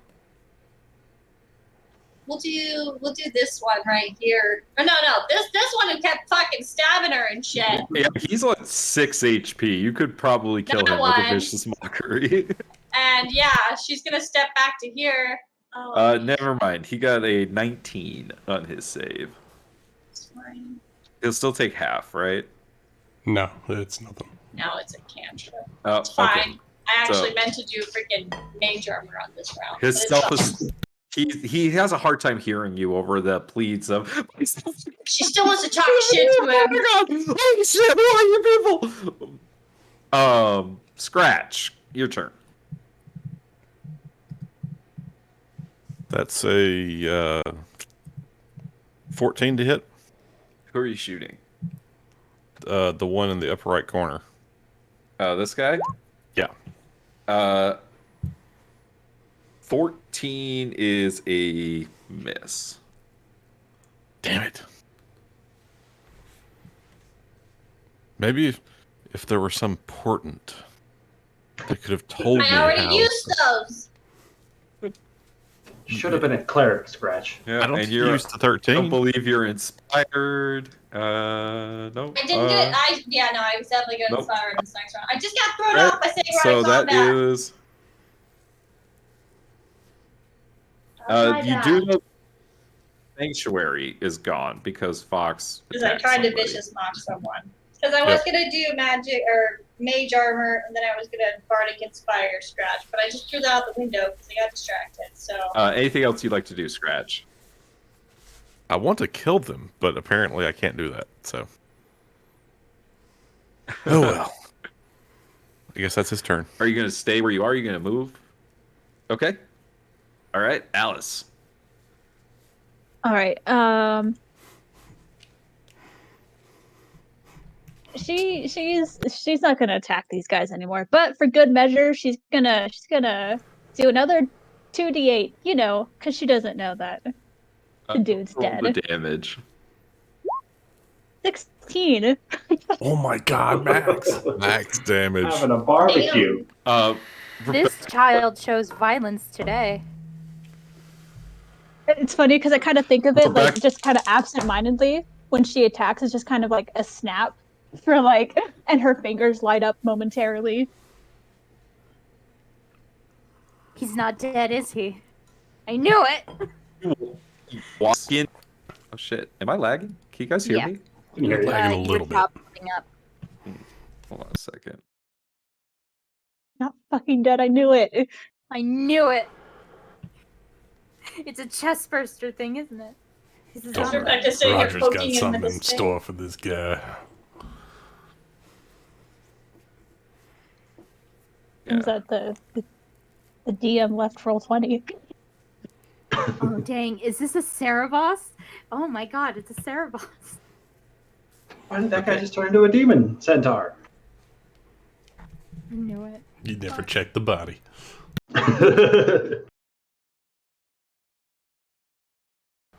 Well, I mean, to be fair, when we got to the body, it was black ooze. Okay.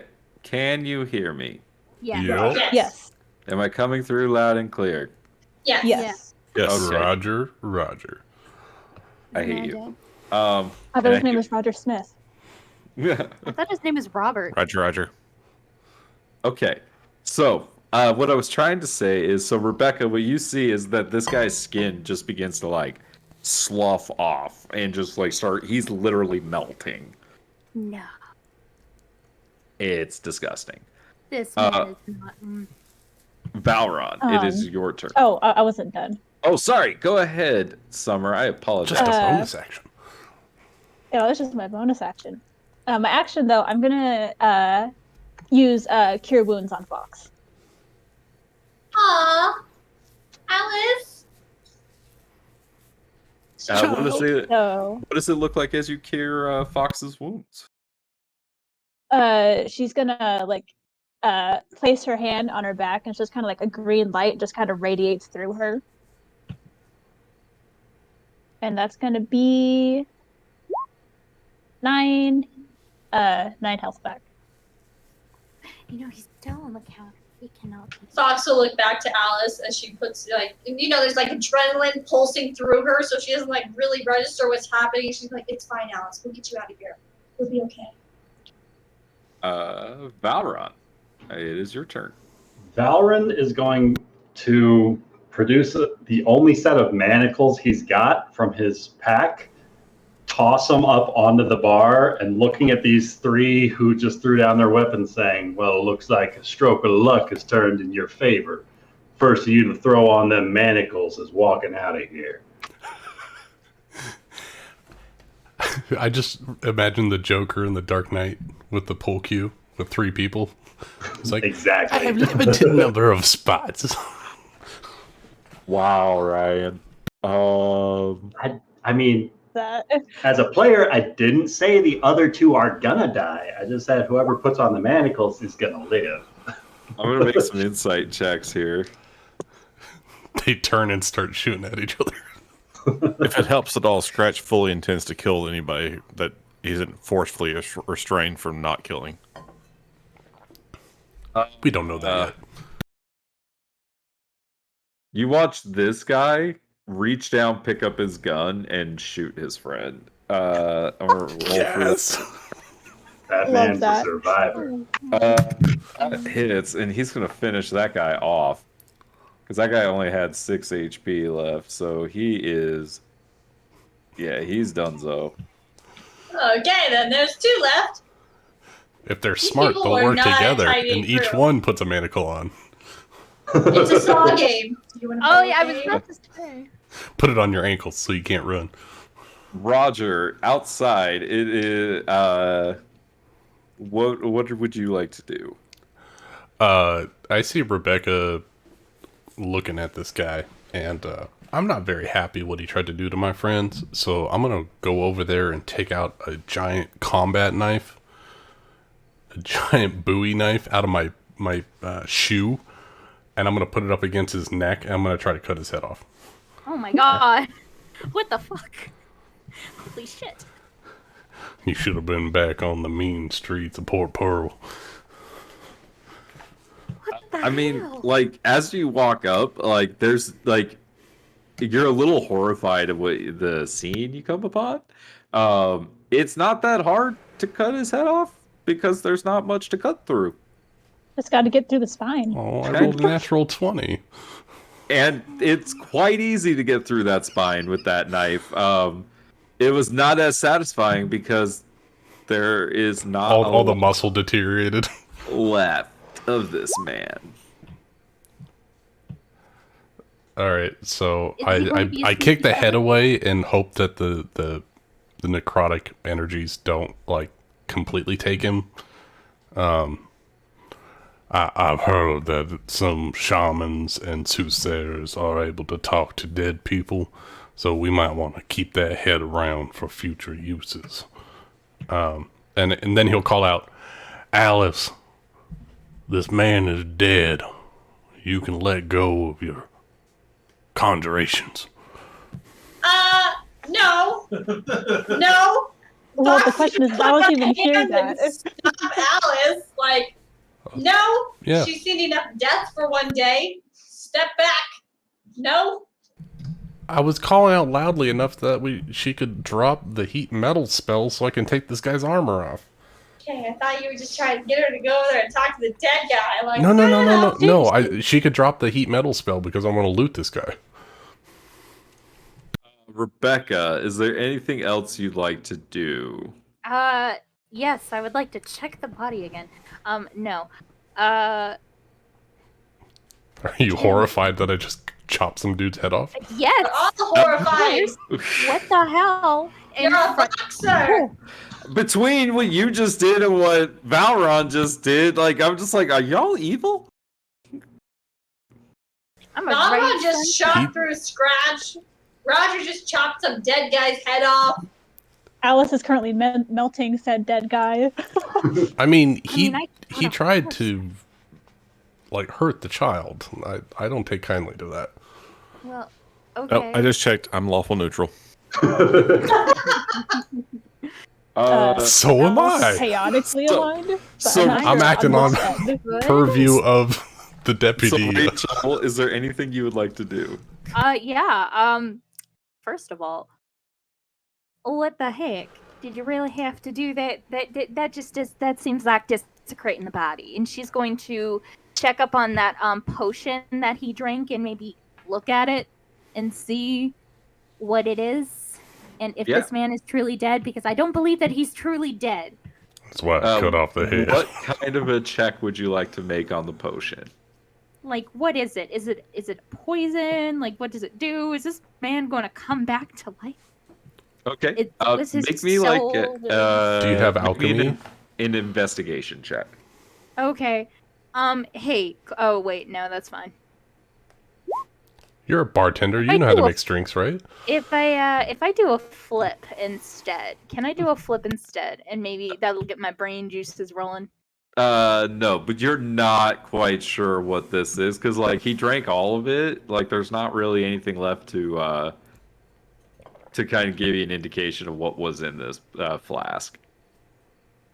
Out of character, who is, like, our poison / magic investigative person? Probably me. Okay.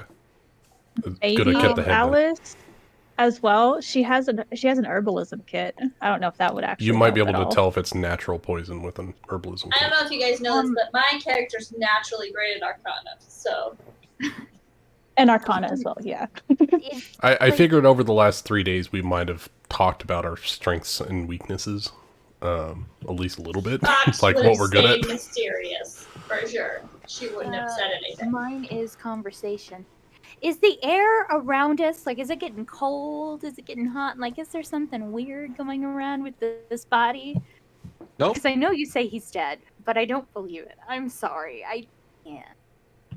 But inside, this guy tries to run the fuck away. So, Fox. Isn't Alice in the doorway? Yeah, he's pushing past you guys. There's room for 2 people in the doorway, so he pushes past you guys. You both get attacks of opportunity against him as he tries to run away, and get himself out of this situation. I'm not super good at fighting people, so she's gonna let him pass, but she's definitely like, you know, like the mom hand where you like block your child and like child stays behind you the whole The time. mom arm? Yeah, The the mom mom arm. arm with Alice the whole time, and she's just glaring at this guy like, fucking try something. While Alice is trying to take out this guy's Achilles tendon with a hatchet. Yeah. No, she's not gonna attack him while he's fleeing. All right, so that guy gets about 60 feet away. Scratch Fox, will take him out then. the other guy inside begins How's the putting manacle? these fucking manacles on his wrists. Because he has watched Scratch get shot no less than 8 times and is still standing. So, Unharmed. Fox, it is your turn. She's just gonna take this opportunity to kind of squat down and like check Alice and make sure, you know, Alice is okay. Like, you know, fine. like the whole. Untouched. Yeah, she's not touched. She's just making sure because like Roger's like, oh hey, watch the kid, he ran off, and she's in the middle, like literally surrounded by bad guys. Like, so she's like taking this round to like, are you okay? You're good. You're okay. I mean, mentally she's not okay. Physically she's fine. And she's just gonna take Alice's hand and walk her away from the situation because she shouldn't have been this close to everything to begin with. For Old West standards, I mean, that's pretty good. Scratch. And Fox doesn't know Alice has been melting this man this entire time. So she's still this innocent white rabbit to her. Alice doesn't know either. Yeah. Scratch, what would you like to do? So, Scratch is going to calmly and slowly walk to the door of the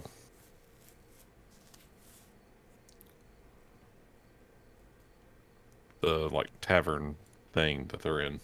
Mm-hmm. And he's going to quietly and carefully pull out his, or aim down his hunting rifle. And as this guy's running away, he's going to line up a nice, easy shot and take that shot. Against the guy that's putting on the manacles? No, the one that's running out the door. The running that's running away. Okay, fire away. He's in your first range increment. Take him down. That's a hit. Okay, and that's 2d10 plus 5.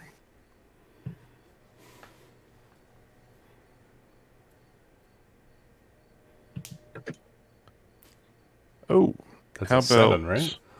That's a 7 and a 9. How about 16 plus 5, so 21 points of damage. Hey, as you shoot him through the back, you see as he falls forward, you can see that he's still kind of moving, but he is prone on the ground.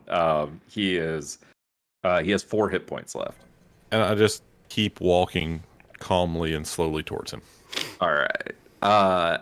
Alice, you have any more offensive actions? Would you like to continue holding on to your spell? The real question is, did she actually hear Roger? Make me a perception check. Because that'll determine if she drops it. Yes, Yeah. you did. Okay, yeah, she's gonna drop her concentration on heat metal. All right. And then you're just gonna be comforted by Fox? Yeah. Let me see something. Fox will take out, like a handkerchief and wipe the blood away that splattered on her from Scratch murdering someone right in front of her. Before Fox takes her like outside, she's gonna use 2. Hold on. Okay, so I have Bomb of the Summer Court. Can I only use 1 use per bonus action? I don't know. That's how it is. I think it's normally 1 use per item per action. Sure. 1. Okay. So she's going to use one of her uses for Valron, so he gets 1d6 plus 1. Plus 1 temporary hit point. So 4 HP back and then 1 temporary. Hit. Oh, 1 temporary. Oh, nice. So 5 regular hit points back and 1 temporary hit point?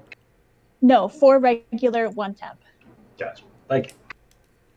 5 effective health. Until the next short rest. Valron.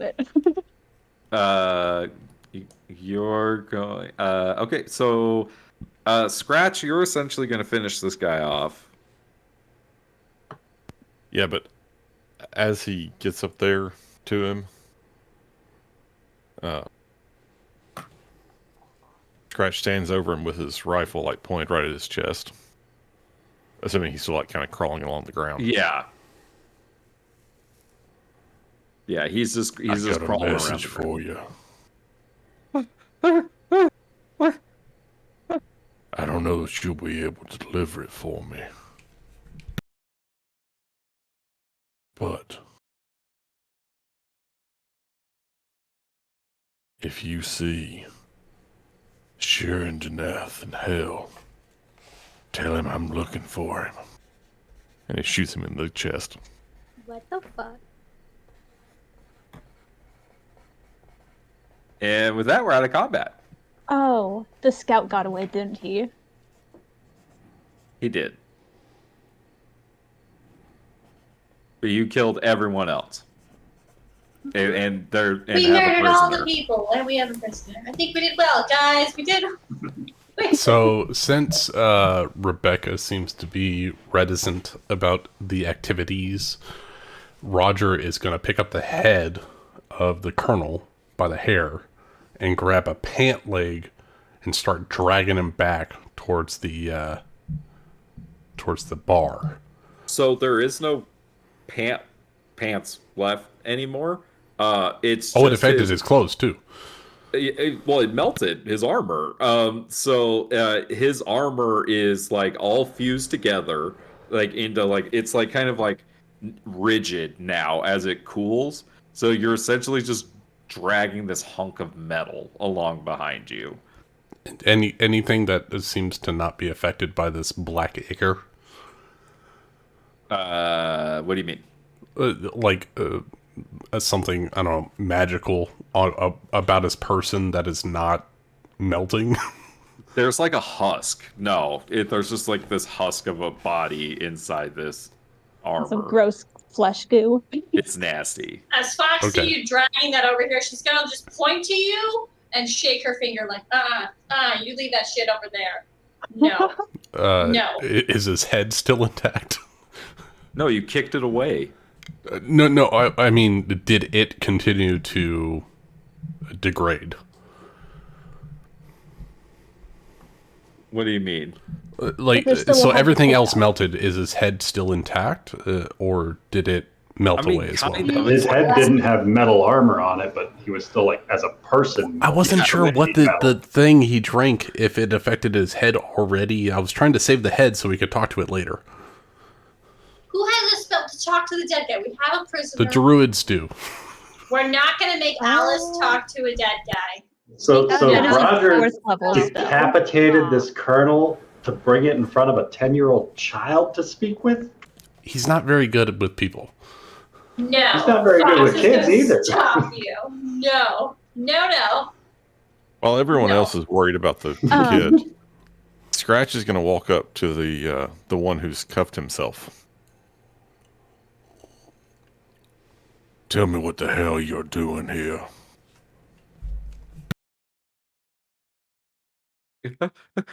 You see this guy pees himself, like just straight up, and he's like, the colonel said that we were sent to get the robot. They want to use the robot for something. Who sent you? Uh, um, uh, this, let me see if he remembers the name. He does not. That's a natural one. Yeah, I don't know. The colonel's boss. Some guy, poor Pearl. Fuck. What's his name? What is his name? Started with with an S. Fuck. I don't remember. Please don't kill me. Oh, needn't worry. I'm sure your friends outside are a bit more chatty than you. I suggest you make yourself useful to us. There's It's plenty of trees and plenty of rope around here. Oh Fuck. my god. Look, we came here from Port Pearl. We were supposed to get something from this Colossus because it was old from the war, and we were gonna use it for something. I don't know. It's just, I was just coming to get paid. What about the water? You know anything about those water wells drying up near town? No, the oasis was dry. It's been drying up over the last few weeks, and it's almost gone. There's just like mud now, and so thirsty. There's just a snake juice to drink, and please don't kill me. The water tax. Yeah, it was our idea to get some fucking water. Cause the people kept getting it from somewhere.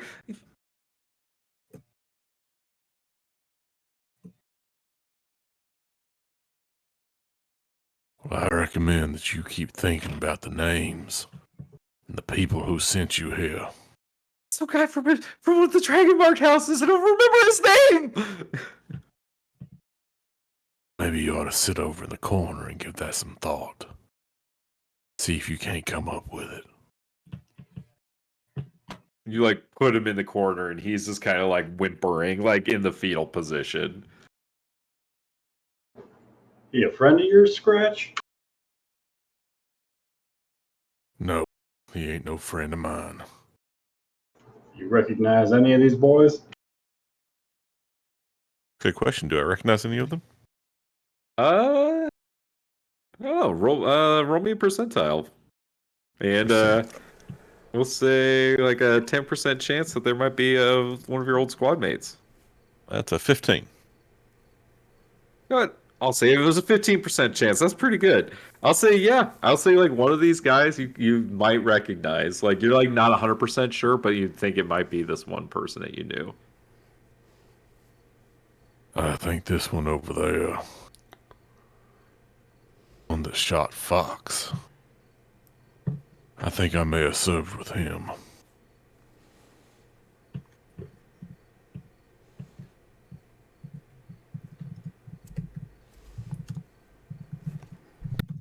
And with that, Scratch just turns around and walks over to Fox and pulls out one of those syringes of his. And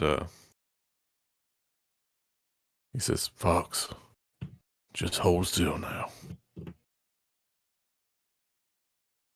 What do you mean? She's like busy wiping Alice's blood off of her face, like that random guy's blood off of Alice's face. Oh yeah, she's covered like a child in a horror movie. Yeah. Well, yeah, the Damn dude's it. head fucking exploded. Yeah, I did. and You're he not traumatized. You'll be fine.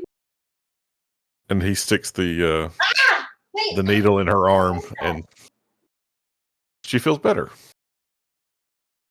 to the tune of 8 hit points. Oh, thanks, I guess.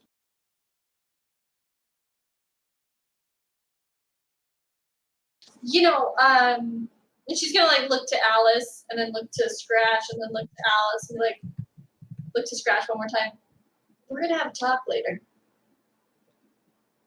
And then she's gonna get back to like getting the blood off of Alice. Like, do you have any more water on you? I dumped mine out to show the guy we didn't have water. I think I've got a little bit left. Do you mind? And she'll take Scratch's water and like dampen the handkerchief and like kind of get some in her hair and get the blood out of her hair. Sponge bath. This poor child has brains in her hair. And Scratch will actually take the bandana he wears across his face almost all the time and pass it to Fox to use. Does that mean we see what his face looks like? Dun, dun, dun. You do. The Fox will take it. If you're paying attention. Valorant is absolutely focused on this guy who just took 8 shots without showing any sign of taking damage. You see that the guy in the corner, his eyes go wide as he sees Scratch.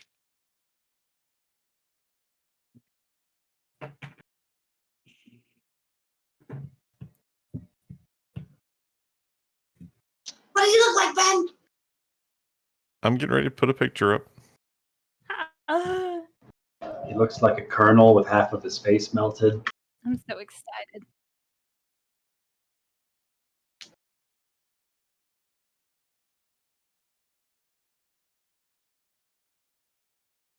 Well, we're waiting. Take me what if you're ahead to post it into Discord.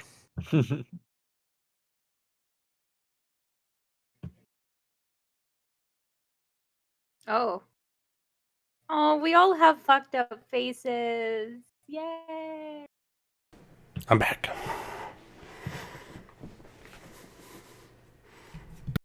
And check Discord for a picture of Scratch without his mask, Roger. Did Scratch Cool. see or notice the reaction from the guy in the corner? Oh yeah, absolutely. So he turns around. I guess and you recognize me. You're Ezekiel Jones. Well, friend, I'm really sorry that you recognize me. Don't. There's some things you should keep to yourself.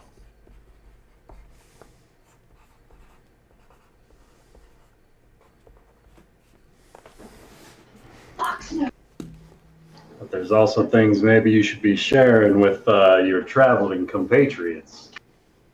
Ezekiel.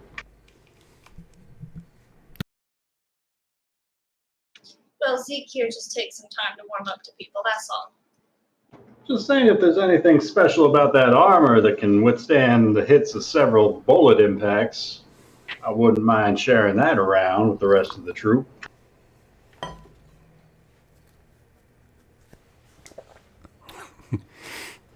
Unfortunately, Ben's going to have to BRB. I'm so glad Roger is outside digging a hole. Yeah, Roger, if you want to bury the bodies, yeah, you'd be digging 5 holes for the 5 dead bodies. I think with all of Roger's, his emotional and spiritual being would think that everybody deserves a grave. Not only that, but the plague spreads really bad if you leave bodies out. And we have to save this town, so he's going to go bury the bodies. Can Rebecca help? Absolutely. So Rebecca and Roger are digging holes, and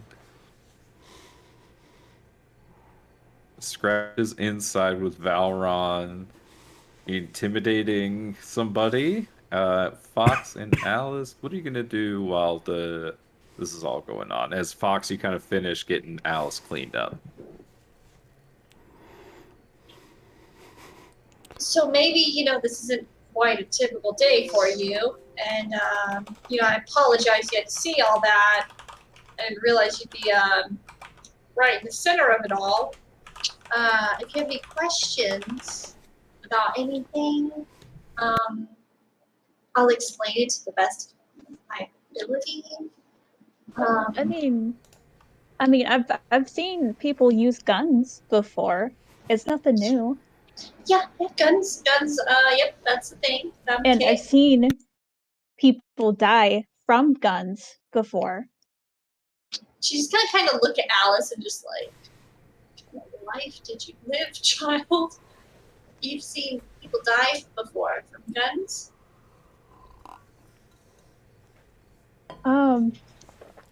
Yeah, she's gonna start to tear up a little bit. Bless you. You don't have to talk about it if you don't want to. It's okay.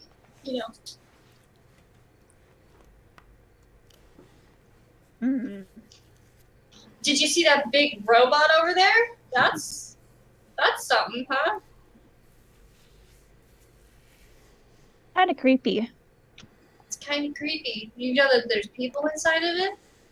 Yeah, Rebecca told me. Apparently there's people barricaded. People of the town. These people were trying to make these people suffer, so they barricaded themselves inside a robot. It's pretty weird, right? Well, shouldn't we let them out? Yeah, maybe we should go let them know that it's safe now, right? Yeah. She's gonna pull the hat that Maverick gave her off of her head. Kind of love to see how much blood got on it. Fox did her best, but it's more of a shade of pink than white now. The hat is surprisingly clean. Okay. Oh my god, it's a +1 cowboy hat. Fox did her best, okay? After inspecting it, she'll put it back on. So pleased that nothing got on it. Yeah, it was mostly on your face. So Fox and Alice begin making their way over towards the robot. The two of you make me perception checks, please. Is Ben back? 20. 12. Everyone else has better perception than me. Alice, as you're kind of looking up at this robot as you're walking, you can see that there are people moving around in the eye slots of the robot. Does it look like there's something covering the eyes? No, like glass or something? No, it looks like they got opened their windows, kind of. Okay, she's gonna notice movement. She's gonna shout up at them. We killed the bad guys. You guys can come out.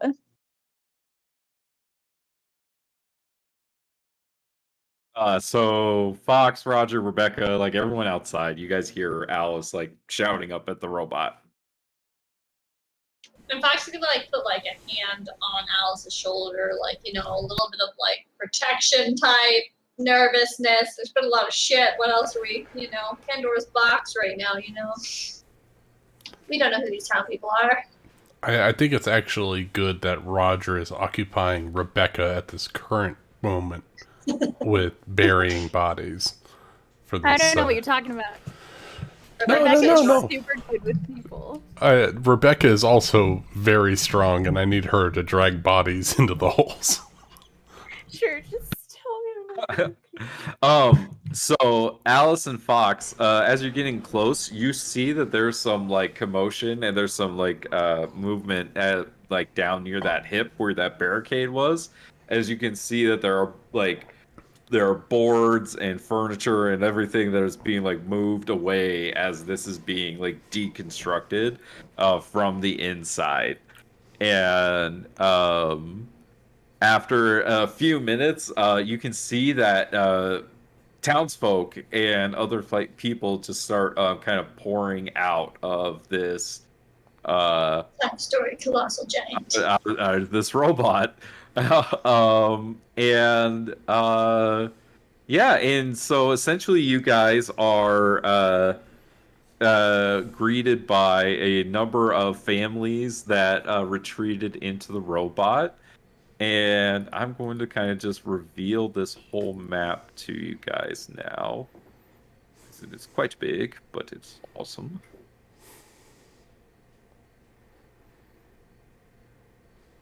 And you can now wow. enter this Colossus. Oh, that's sick. There are a few people besides just like the townsfolk that are in this robot. I'm gonna introduce a few of them to you. Desert Punk, BB. So many people. So as you guys, as like the townsfolk finish kind of filing out of the robot, you can see that there are 6 people that are standing kind of by the entrance, looking as you are approaching, and on the shoulders of Hey. one of them, you see Uncle Fritz. Prince William Emmanuel Blunderdash, the man that you have been looking for. And you can hear his voice as it rings out to answer you, Alice. And he says, hold on. Well done, youngins. You seem to have been the saviors of the day. Man, it's very condescending. Kill him. And Scratch, do it. So while that's happening outside, if Ben is back, what's happening inside with Scratch and Valron and this prisoner? Valron is curious to know how Scratch took those shots without bleeding afterwards. Seeing as to how their bullets were still very much effective against the rest of the party. Perhaps right now is not the best time to be having that particular conversation. All right. But I'm holding you to having that conversation at a later time. Yeah. Yeah, I reckon that if we're going to be fighting together, you deserve to know.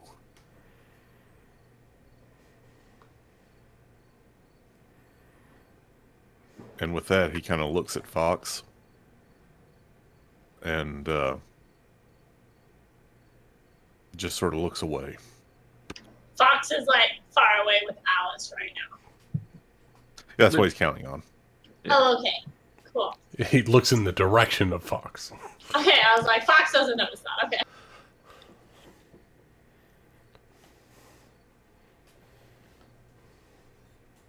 All right. So Roger and Rebecca, you guys kind of finish your task, and you can see that there are people that are making their way. The townsfolk seem to be leaving this robot and making their way back out into the town. And Rebecca, this is much more what you expected when you think of the word town. So there are actually people here. So Alice and Fox, you're the first to approach Uncle Fritz.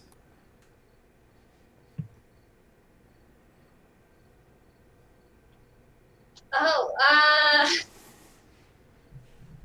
we've been looking for you. What a wow. You've been looking for me? Yeah. We just got back from a funeral of Longhorn Jack. We've been in speaks with Maverick. You see when you mention Longhorn Jack's funeral, Fritz seems to get this really like sad look on his face, and you can see he actually does start like crying.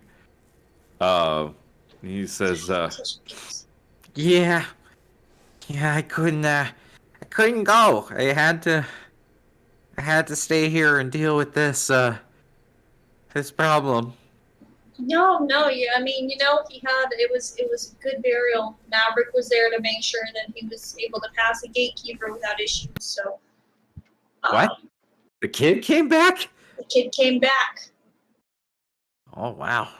Yeah, and that's kind of why we're here today. He was hoping to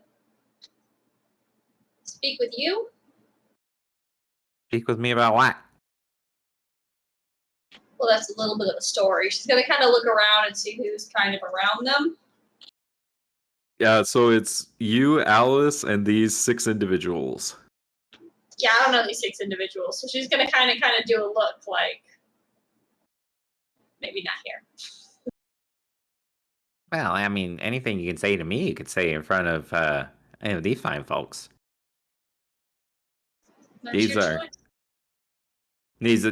this is my family, basically.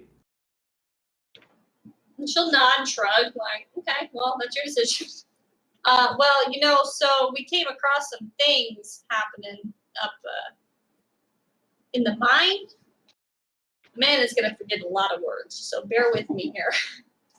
There was the crystal, the I want to say kyber crystal, and I know that's wrong, but thanks Lucas for that. That's exactly what it is. It is a kyber crystal. I didn't do anything wrong. The hub stone is the really big stone, and then the conductor stones are what you're looking for. But they're all labeled kyber crystals. Kyber crystal. Okay, so thanks Lucas. I do remember that name because of way to go, man. Not a name person. So there was in the mines,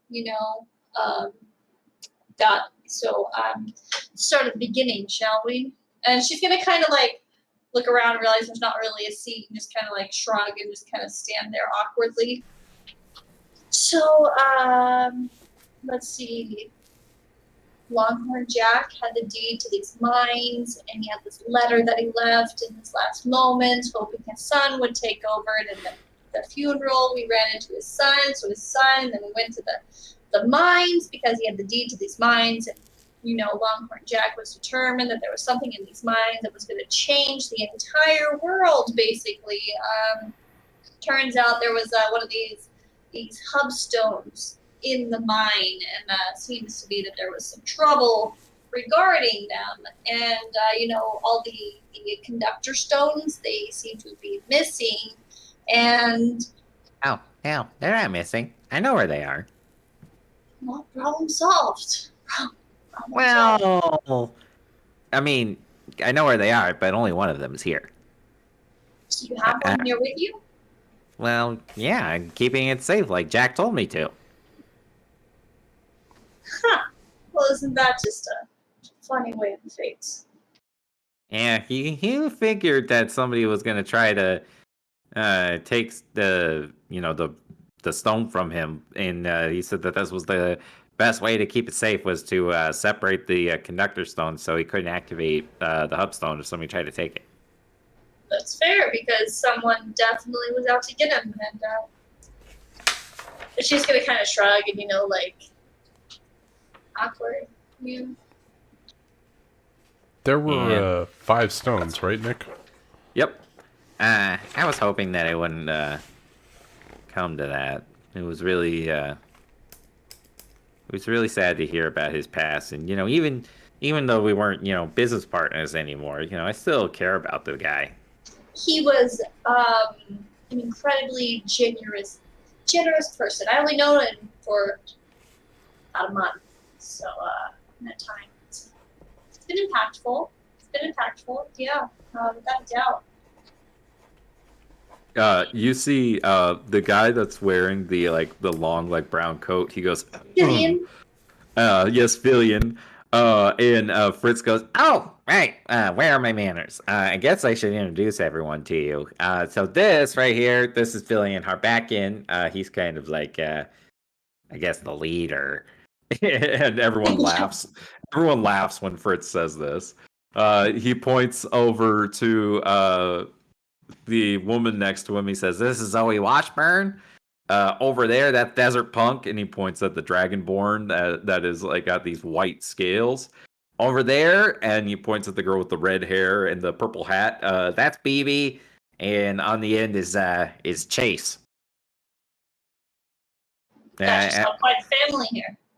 Well, yeah. And so, who are you again? What did you guys? Did I? I don't think we caught your names. You can call me Fox. And she'll extend her hand.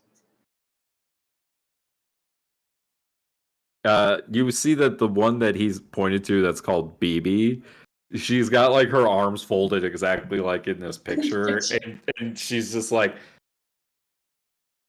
"You wandering around with a child out here in these parts?" It was a last-minute decision. It was my decision, not her decision. Who are you, kid? My name's Alice. I came here to help you with your guys' water problem. And it seems pretty big. You could say that again. Fox will just shrug and like, yeah, no, I mean, Yeah. she speaks for herself. At this point, the four of you can join them if you would like. Roger, Rebecca, Scratch, and Valron. Hi. Sorry. We were just over there, but burying some bodies, or at least Robert was. I unfortunately had to leave because I just wanted to introduce myself. Hi, my name is Rebecca Ashwood. I don't remember myself. Do y'all know me? How y'all doing, by the way?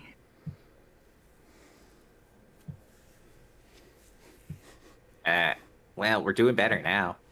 It's great. Thanks for dealing with those ruffians. They're getting to be quite a handful. And sorry about the. Are any of you hurt? Are you all okay? We heard a lot of gunshots. There was a lot of shots that happened, yes.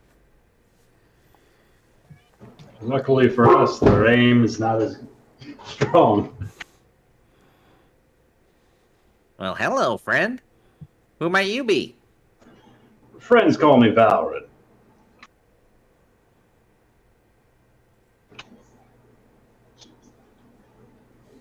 Scratch, are you going up with Valorant?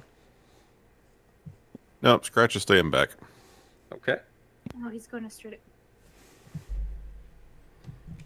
Well, y'all are welcome to come inside if you like. We can provide you. I got some water inside that we've been saving that we can get you if you need a drink. Water sounds incredible. Apparently, it's a lack thereof around here.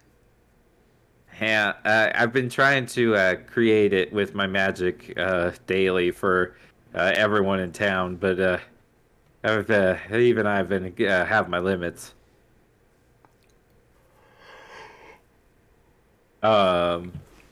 Alice, as you are passing kind of like the main part of this oasis, I need you to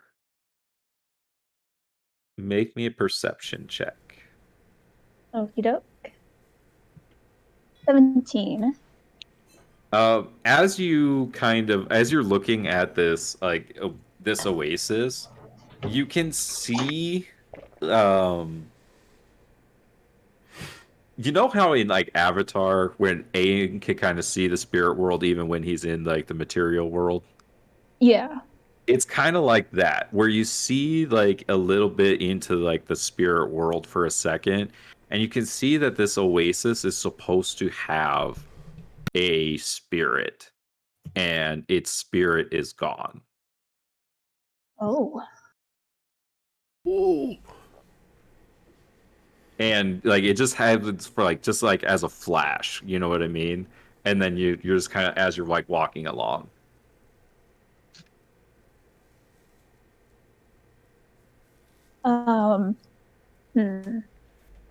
She's gonna, ask, see if any of these people can actually answer.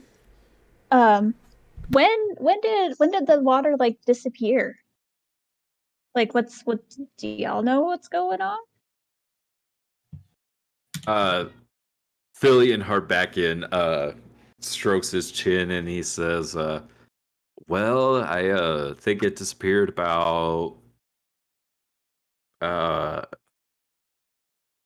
probably about a fortnight back, so about 2 weeks. Was there like anything like weird that happened? Like did like something get attacked? Was it when these guys showed up? And she's gonna Wait, kind of hold on. No, it's been way longer than that. It's been since Blythe heard about it. that was forever ago. So yeah, months, it's been almost right? a year. It's been almost a Yeah, year. about a year. Yeah. Sorry, Nick needs to get his freaking story straight in his brain.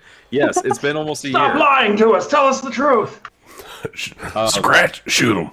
Like the Oasis started like disappearing about a year ago, and now it's finally like gone. Okay, so she would know when it just started disappearing. Exactly. Yeah. Was there like anything, like, was someone doing magic out here? Like, what happened? Everyone looks at Fritz, and he goes, Wasn't me. That's not the kind of magic I do. But wait, why do you wait? You think magic has something to do with this drying up? She's gonna point kind of like where the water's supposed to be. There's supposed to be a spirit here guarding this, and it's not here. He like hops down off of Fillion's shoulders and like walks up next to you, Alice, and he's like the same height as you. And he looks at you like eye to eye. And he looks over at the Oasis and he looks back at you and he says, Oh, you've been touched by the nature spirit, haven't you, child? Yeah. That's a rare gift indeed. Though I don't think you know that. I mean, I know, people.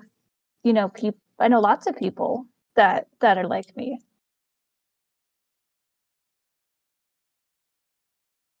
So tell me, you can see that the spirit here is missing? I mean, I guess I saw it. It was only like I more felt it than I saw it. Like obviously if it was here I could see it, but I could feel that it's not here. And because of that the land is hurting. You can you see that the guy that's wearing like the black hat that has the black skin, he goes, "Are we really just going to listen to this child?" And everyone. I mean, I think I'm smarter than you. Oh. Fox will step up and be like, "Damn right, you're gonna listen to her. She knows her shit. She has yet to be wrong. I don't know, all of the day." No. Fritz looks back at him. He says, Hey, Chase. You got any better ideas? You haven't been able to make water appear. Lazy ass. Everyone like laughs. You can tell that they're kind of just like a family that kind of like bags on each other a little bit. And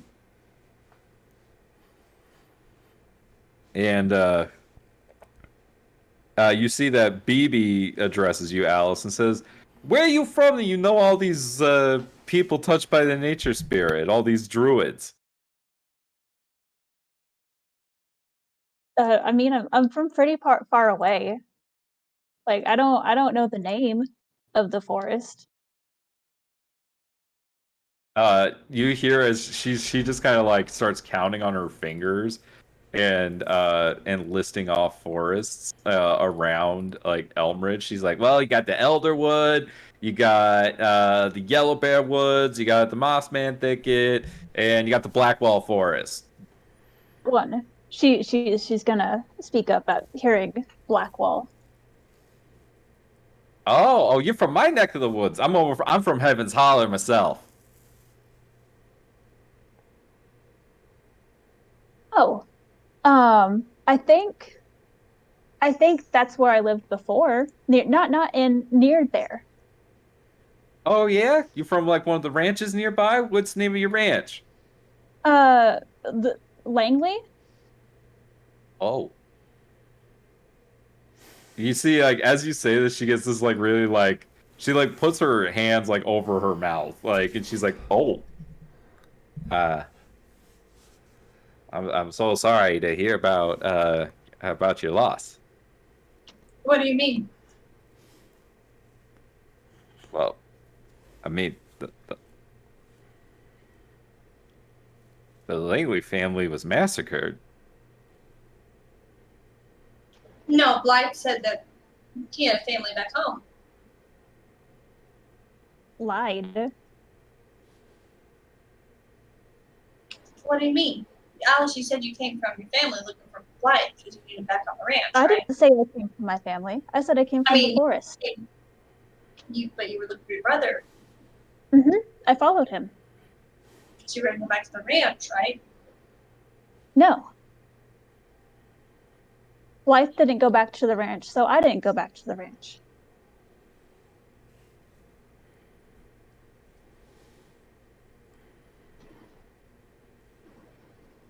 Fox is at a loss for words. Blythe said it's not safe there.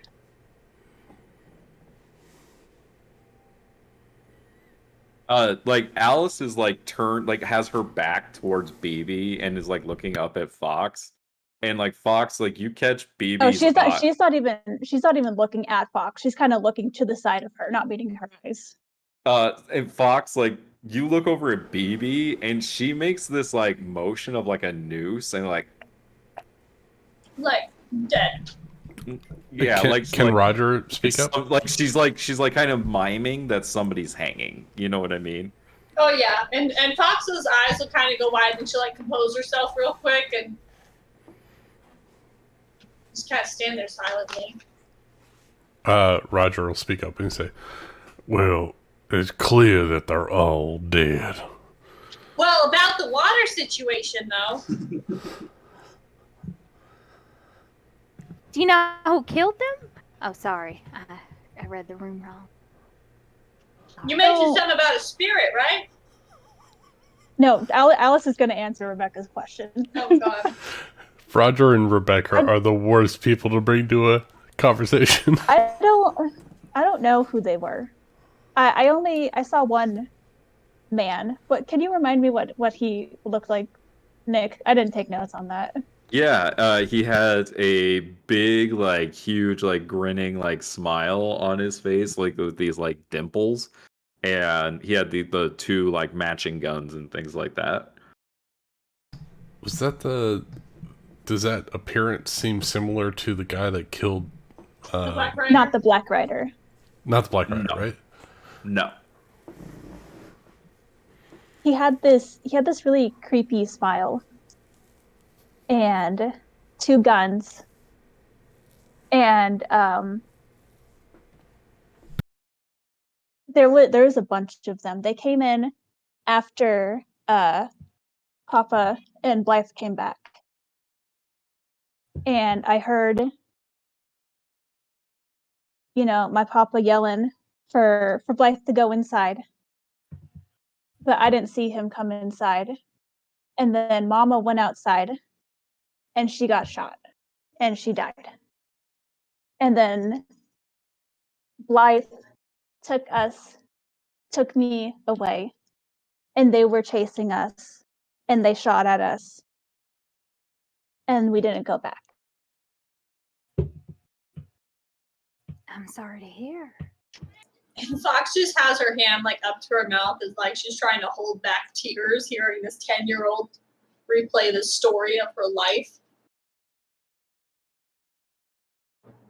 Balrod's just like balling his hands up into tight fists as he's now hearing effectively Blythe's story for the first time. Really went down at the ranch. That's really sad.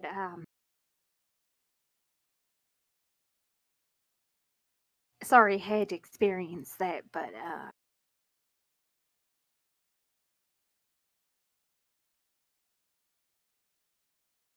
anyway, yeah. What were you talking about? What Fox was talking about? Sorry.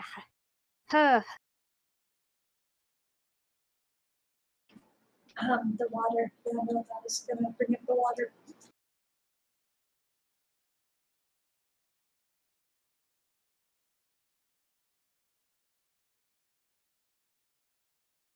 Yeah. Yeah, the water. Yeah, everyone's just kind of like dumbstruck at the story that this 10-year-old just told. Yeah, like she's a baby. Well, And Scratch seems to be coming up at this point too. yeah. Well, if y'all want to come inside, we could get, like I said, some water and maybe get some food, and we'll put you up for the night for taking care of those bandits. That would be great. I know we're all a little dehydrated. And so you all are going to be put up for the night by the Independents. I think we want to end it there. It's 7:00. Does everyone need to go? Can you give me like 5 minutes to talk to Fox? Yeah, go for it. Oh. Like everyone's like kind of filing into the robot. Scratch like stops Fox and like grabs her arm and like pulls her back for a second. Fuck. I think we need to talk. Yeah, you heard that story too? Super fucked up. I did not see that coming. That definitely messed with me. What story? You were Alice. What do you want to talk about? Won't you walk with me for a little bit? Yeah, of course. Are you feeling okay? You got shot like 30 times in there. I mean, I didn't even see any blood. And she's gonna like kind of like feel his chest, like, you okay? Do you need to sit? Should we be walking? Do you need to sit down? Yeah, it's about that. You're not feeling well? And she's gonna like start rummaging in her purse.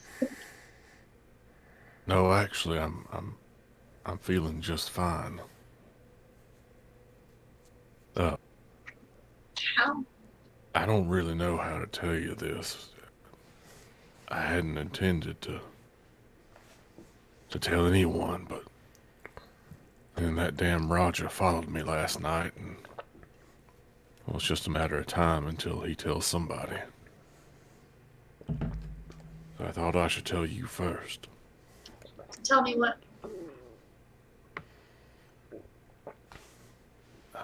We've talked a little bit about my time in the army.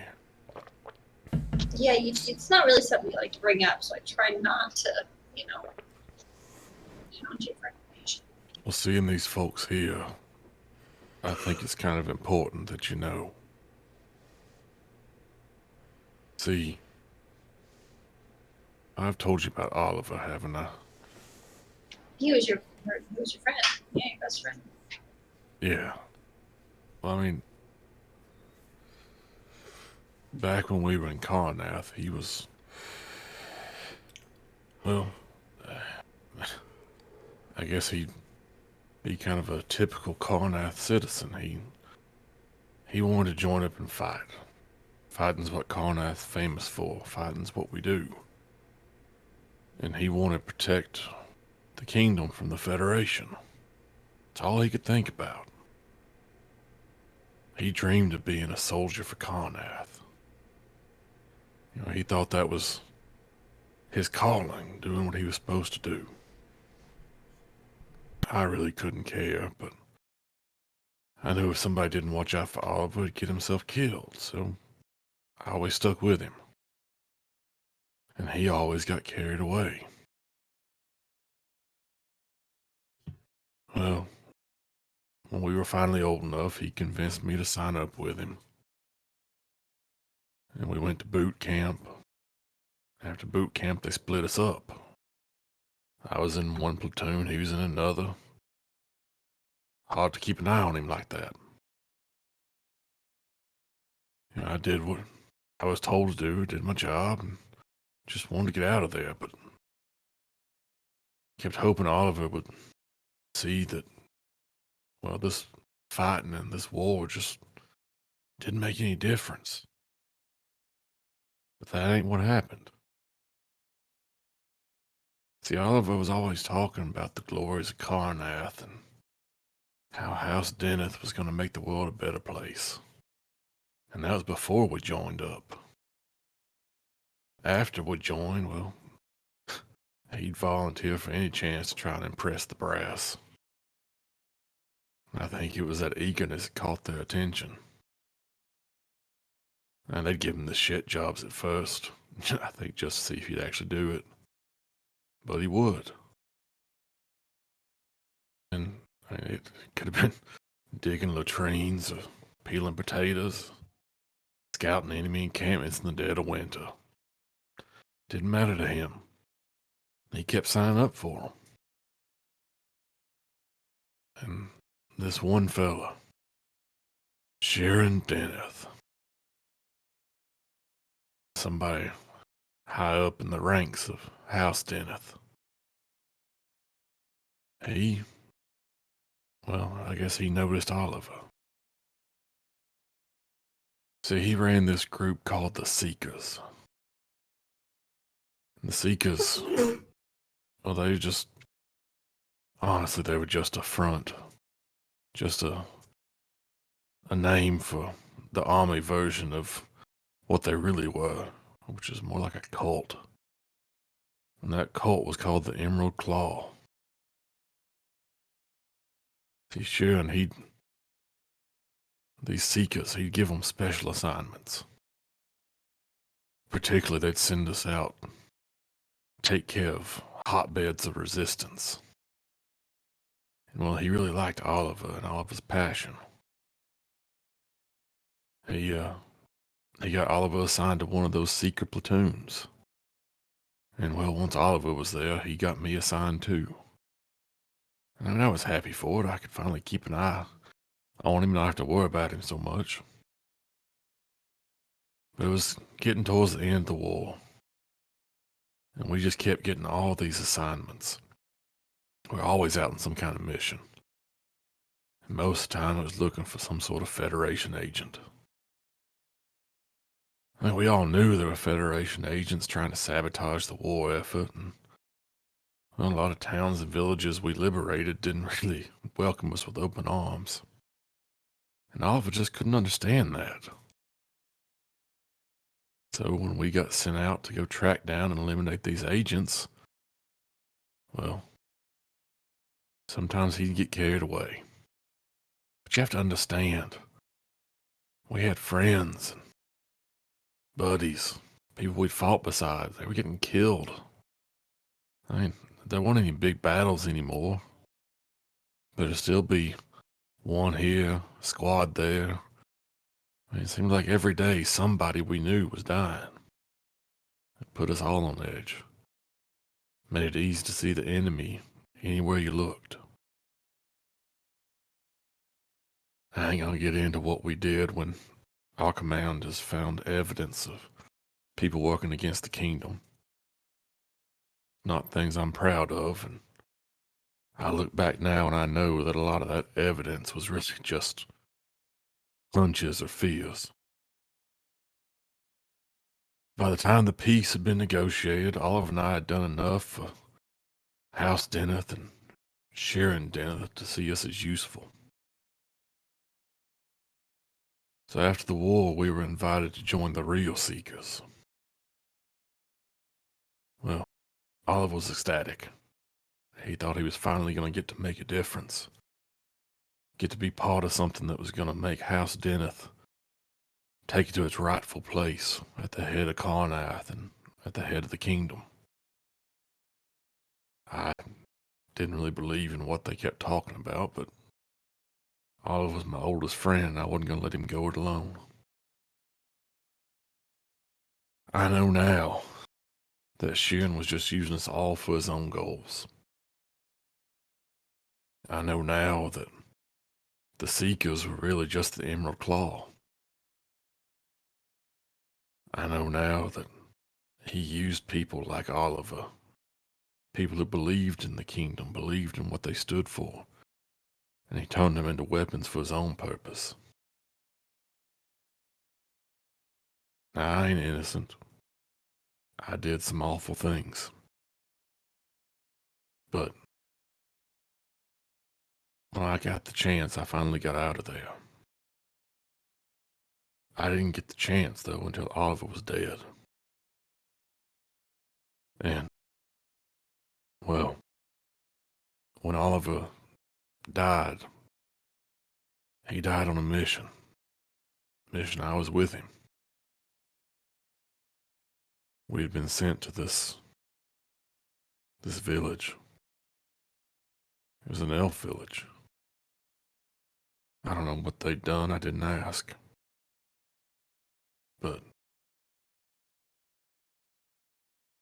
well, we got a special assignment, me and Oliver. There was this one particular man we were supposed to find. Of course, it turns out he wasn't no man. Not anymore. We found his cottage. He came out. I could hear the screams and the cries from the village. I knew what the rest of the company was up to, but we had our mission. Well, that old man came out. He faced us down. But he didn't stay an old man for long. He changed. Changed into a great beast. Great werewolf. And he killed Oliver. He damn near killed me. But he didn't. In the end, I got him. But I didn't escape that fight. Not really. At this point, he pulls down his bandana again. Most of these scratches came from that day. He did a number on me. But that wasn't all. He cursed me. Cursed me with his curse. With his beast. Now, I've been controlling it ever since. I've been keeping it in check. That's why sometimes I'm hard to find when the moon gets full. I stay out of the way, get away from people. I can't hurt anybody.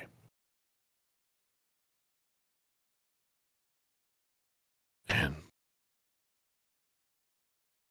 this necklace, this talisman, I took it from that old man. It seems to let me retain myself, even when the beast overwhelms me. I never really get lost.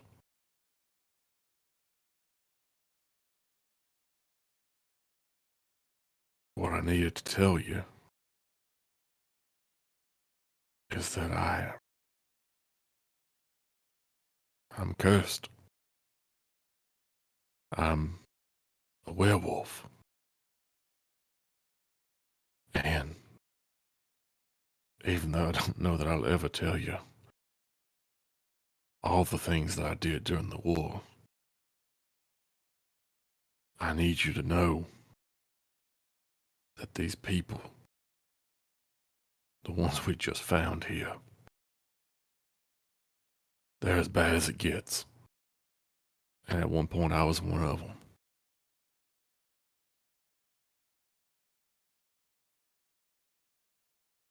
I'm trying to walk away from that. I'm trying to not make up for it. I can never make up for it. But I'm trying to do right. At least right as I see it. And that starts with you. starts with protecting you. Being there for you. Like I couldn't be there for Oliver.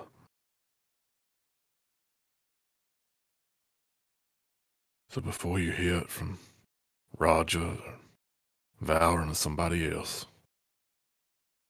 I wanted to tell you.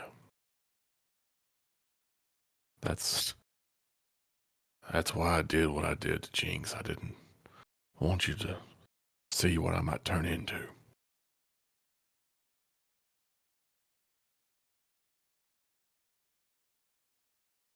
And now that you know if I need to leave, I understand. I'll turn and not come back. I'll take my troubles elsewhere.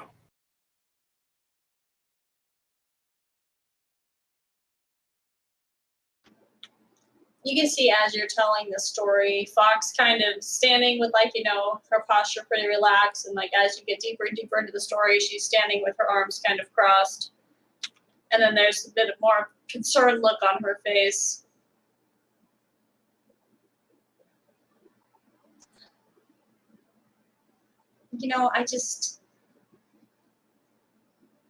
I didn't think we were the people to keep secrets from each other. This is a lot, I just didn't realize we've been through so much. I mean, had an inkling. There was the tidbits here and there, but I had my rituals on the full moon. I just didn't realize you had your own to take care of. I didn't really put two and two together, I guess you could say. And she's going to usher to the necklace. That was my freedom right there. You used it to help me. I just didn't realize that there was so much more to it at the time.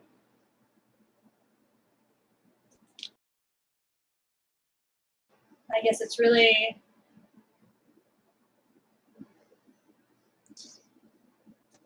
I didn't realize you'd be so good at hiding things from me. I thought we were pretty transparent with each other. Well, it's easy to hide when you just don't talk about it.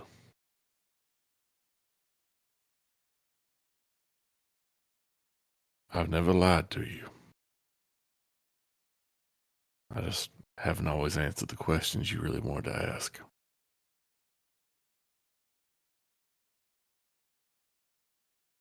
And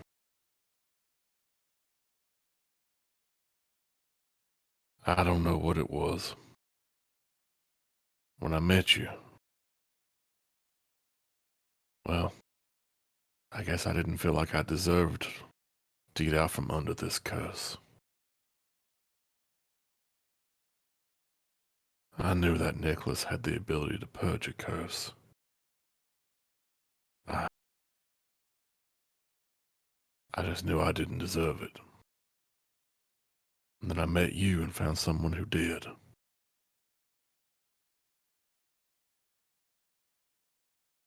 It was the first good thing I'd done in a long time.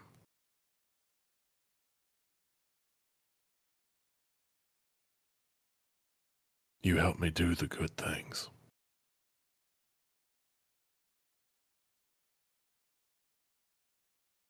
So ask any question you want. I won't lie to you.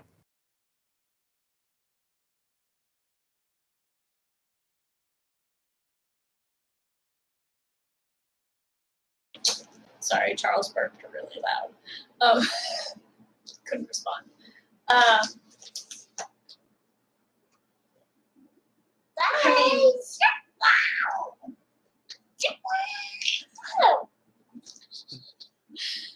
I have a couple questions for sure.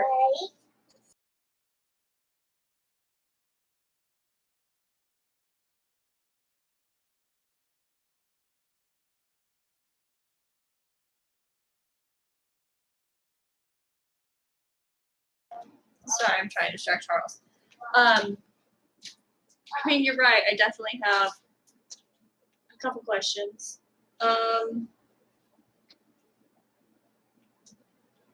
But honestly, I think the most important thing, and she's gonna stand there, and she's gonna, as she's done multiple times in the past, she's gonna like put her hand on your face, like on the scratches and everything, and just kind of like caress your face with her hand. She's gonna be like, "I'm here for you.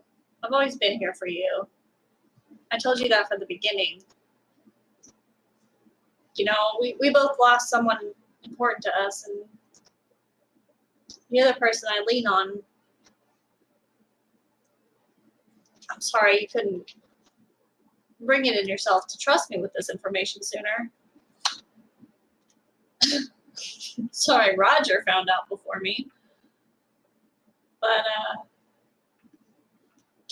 you're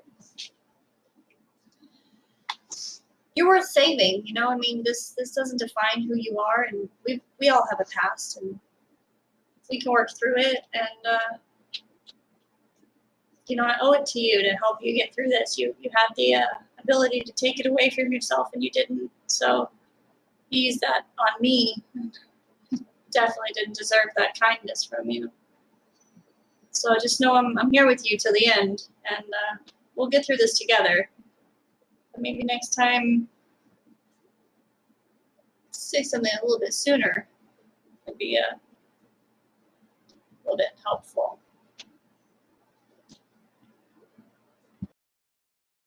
And she'll kind of like take her hand down and kind of cross her arms a little bit uncomfortably. I think I'm gonna need a minute to process everything. But don't go too far. I'm just gonna kind of like put her hand up, like just give me a minute. This is a lot. Yeah, and the two of you kind of walk back towards the entrance of the Colossus in silence, and that's where we're going to end our session for the day. So thank you everyone for watching, and we'll see you in a couple weeks for another session of Amarillo Skies. Bye. Bye. Okay, the stream is off. It got so heavy there at the end. I don't know how to process all these emotions. At the end, you guys murdered a bunch of people. Oh my god. That's besides the point. Alice told me her life story. Zeke told me his life story. I'm just like, I was just sitting here eating chips and guacamole, living my life, and all these people's lives are falling apart in front of me. Just don't ask what happened to that last guy. I knew you were going to shoot him down. That wasn't my concern. My concern was getting blood off Alice. You didn't hear any bullets. You didn't hear any gunshots. That doesn't mean shit. I'm sorry, I walked away. Did he kill the last guy? You don't know. You were busy doing other things. Okay, I guess that's fair. So, everyone have fun that session? A lot of combat. Yeah. All the fun. Oh yeah. Oh, I forgot Stumbled how across much. the whole crew of the Serenity. Kinda. That was my idea. It's amazing. I forgot how dangerous guns were. Oh god. Right? I'm But kind of not to Zeke. curious, like how much damage Alice would have taken if that hit her. Oh god.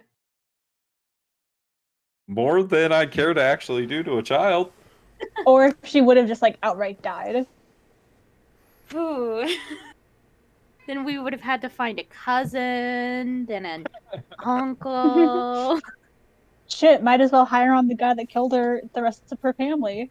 Fox would have been so mad at Roger. Like, yeah, keep an eye on the child. She's surrounded by bad guys, Roger. What the fuck do you expect her to do?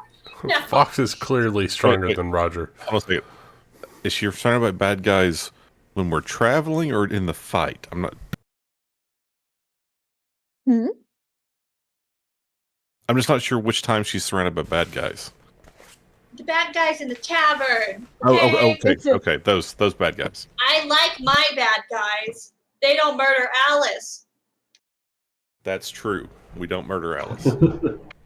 Yet. Roger clearly knows that everyone is better suited to protect Alice than himself.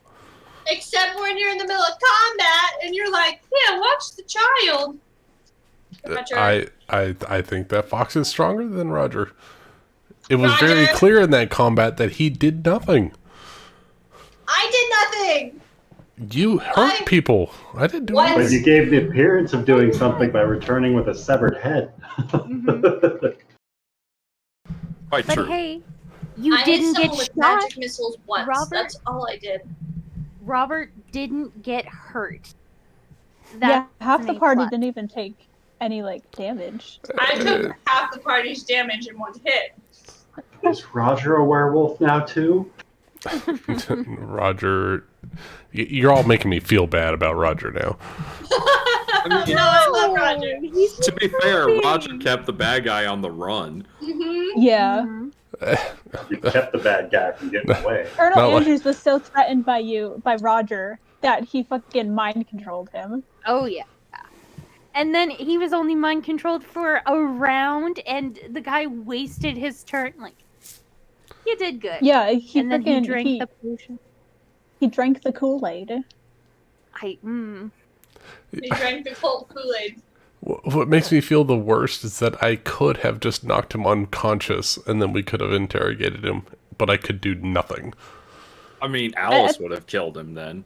I think Alice would have killed him With the eventually. heat metal, for sure. Yeah, but he wouldn't have drank the potion. She rolled max damage on the next round. Like that was. You saved a 10-year-old from murdering a person.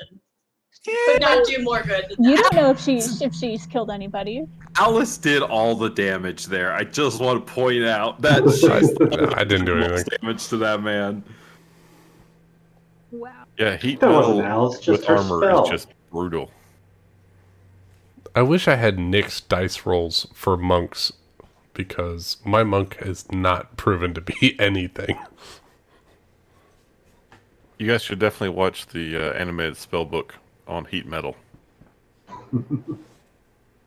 If you haven't seen it, it's excellent. Because that spell is bonkers. I was gonna say, cooking book.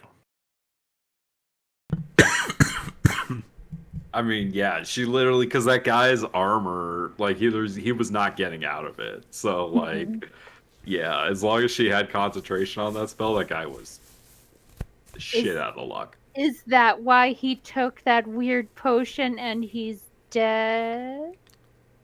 I assume it's because he came to terms with all the wrong he's done in his life. Or, he was just crazy. Yeah. Who knows? I'm Not just you happy guys. he listened to me and shot his ally. That was cool. Or it could be the Oh, yeah. suicide pill thing that he didn't want to share information. Yeah. I mean, who's to say that y'all would have spared him anyways? We I mean, would Rebecca would have advocated for keeping him alive. Oh no, I'm talking about Scratch and Valrun. Oh yeah, no, they would have straight up murdered that fool without any. I like how you hesitation. guys The try child who melted him alive. You guys try to have this conversation after every battle where I have dudes surrender. You're like, what are we supposed to do with dudes that surrender, Nick? Kill them. Even when We're we were supposed to playing talk to them? pirates, we didn't have these moral dilemmas. We're like, oh. Well, usually Iskari just killed everyone, so. Yeah. Then there was Chad. Cat I killed mercilessly. He likes blood. Stab you in the chest right now. Roll to attack.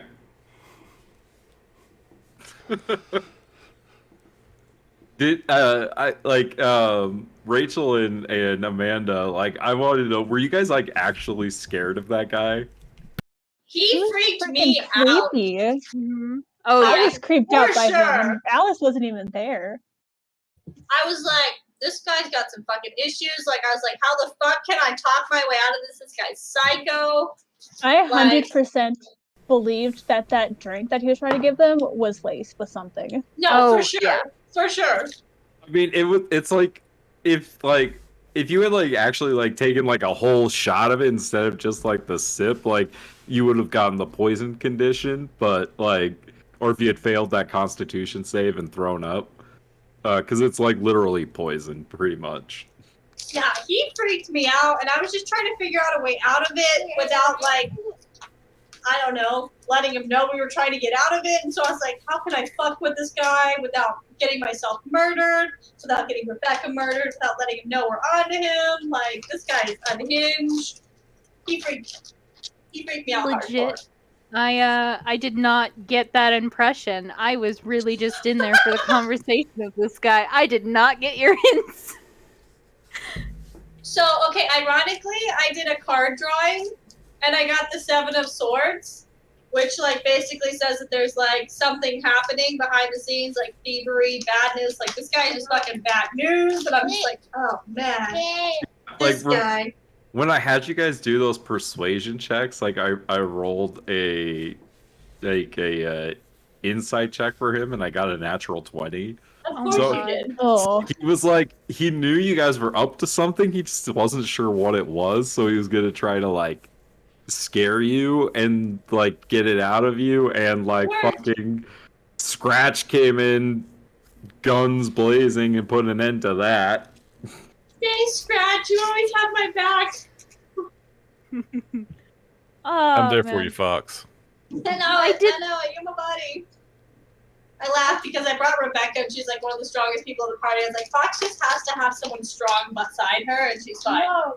Like, I just need muscles. Ooh. Just Rebecca wasn't really good at reading my signs, so that's fine. Mm-mm. Yeah, I mean, like, all indications say that you should take Alice with you. I know, but you can't bring a 10-year-old into a fucking terrible place like this. Mm-hmm. I can attest. I was one true. time left in a casino for like an hour by myself. I don't think your little gambit of, well, we just want company and talk, works with the 10-year-old there. Yeah, like, I was like, because I even was like, who has good charisma? I was like, no one here has good. I have great charisma. Who else could I take? Because I was like, well, maybe I could go with, like, Balron and Roger. I was like, they have terrible charisma. I don't want to bring them. And then Rebecca's like, I want to go. And I'm like, how can I tell her no? She's like a fucking flower. She can come. But I'm like, Alice would be really fucking helpful in this situation because she fucking called him out. But also, as a person, I would not bring a 10-year-old into this kind of situation. So, no, you stay. Rebecca is very persuasive. Rebecca makes some good points,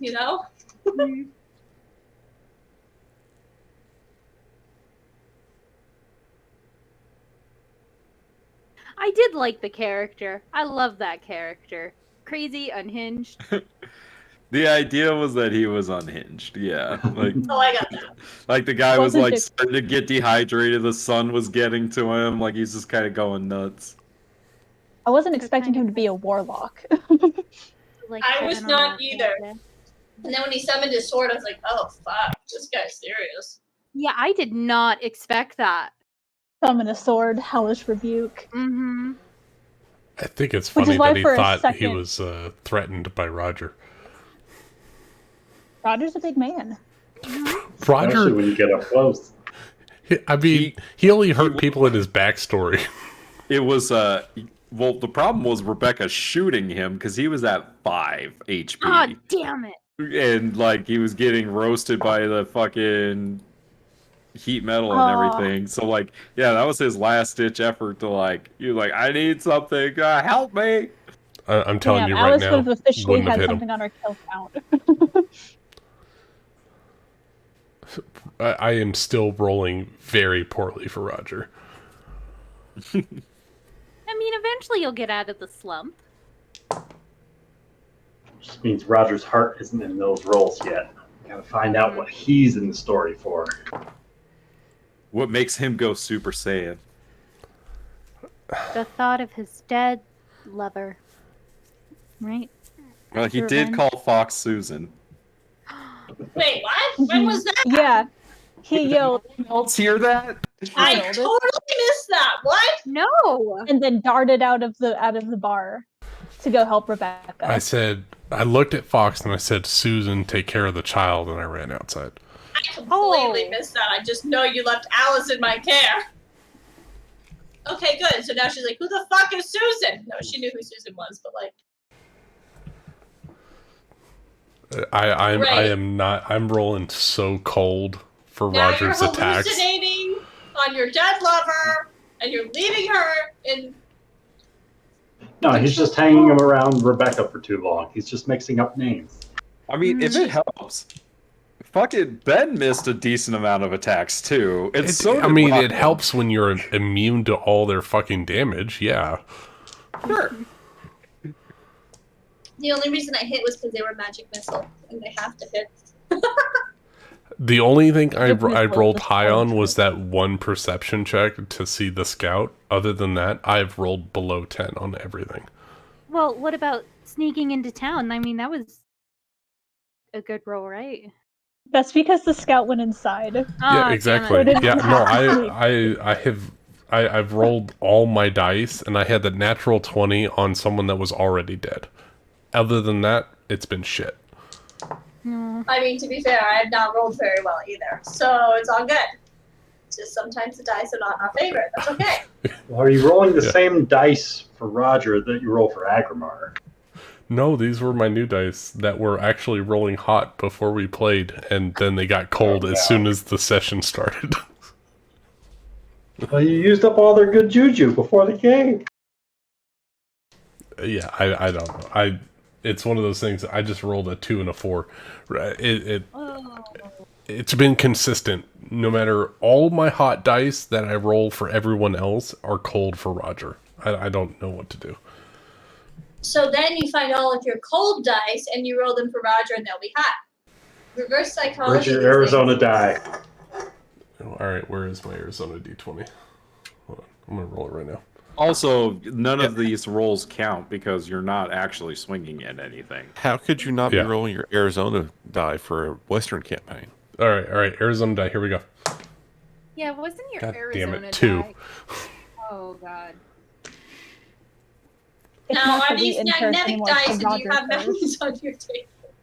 Is your table slanted? No. Well, maybe it should be. Maybe you're a jinx. I don't know. I have a martial character who swings 3 times around, 4 times around at next level, and I don't think he's going to be hitting anybody. Well, That's because that's your thought. You need to like put positive energy into these rolls. Also, that's Maybe just like, you need to believe in Roger. it's also just not how math works, Lucas. You know how math works. Like I do know how math works, and it's astounding me that I've gotten the Wheaton curse for this character. Well, you've also not had a lot of fights. Like we haven't had a ton of combat. This is our second combat. Look, don't bring your math into our role playing, games. That's just that's why I'm trying to do things outside of role playing. Don't bring my math into the dice. I mean, I tried to role play him having fun with. He tried to have fun with Rebecca, and he nearly died because he failed his acrobatics check. Well, he wouldn't have died. He just broke his ankle. He needs to learn his limits. I know his limits are not being here. Apparently, I mean, Rebecca just has untold limits. I told her, if you exceed this by 5, and she did it by 10, so she exploded a horse. It happens. No, that's what I need to do. Roger needs to pick up a gun and start shooting people instead of using his fists. Maybe that's his thing. He just didn't know it. Yeah. Maybe his boxing days are over. Maybe it's time for him to shoot things. Yeah, let me just remake this character real quick. Rebecca, Scratch, and Valron are over here just capping motherfuckers. You can even shoot everyone else's Scratch. lead. I did not expect to kill that horse. I did. You didn't just kill it by a little bit. You killed it by a lot of it. As soon as you said, I don't want to kill that horse, I knew that you were going to kill the horse. I felt it in my bones. I was like, Rachel, this thing's AC is 10. And horses are notoriously easy to hit. So here's the thing. I really wanted to say I want to kill the horse, but then I'm like, hold on, that seems pretty heartless. Let's try to injure the horse. I mean, we don't know what Rebecca's really like. Mm-hmm. So, like... Maybe she's a super sadistic, terrible person. Which means she fit in great with our group. That's right. I'm gonna make it my goal at this point for Roger to never punch someone again, and he just won't be able to hit anybody. I'm gonna play a pacifist monk. Well, then I'm pretty sure you're not going to hit anybody. But he won't die either, apparently. Well, next time I turn into a werewolf, I can bite you. That's have fine. Scratch bite you, make a deal with the asthma daddy. I don't know. We only have one amulet, and we can't control 2 werewolves with 1 amulet. Oh, that's right. Yeah. That's true. Maybe if they both wear it at the same time. Yeah. Like those get along shirts, the get along necklace. It's their time of month. All right, everybody. I will catch y'all later. Have a good night. Night.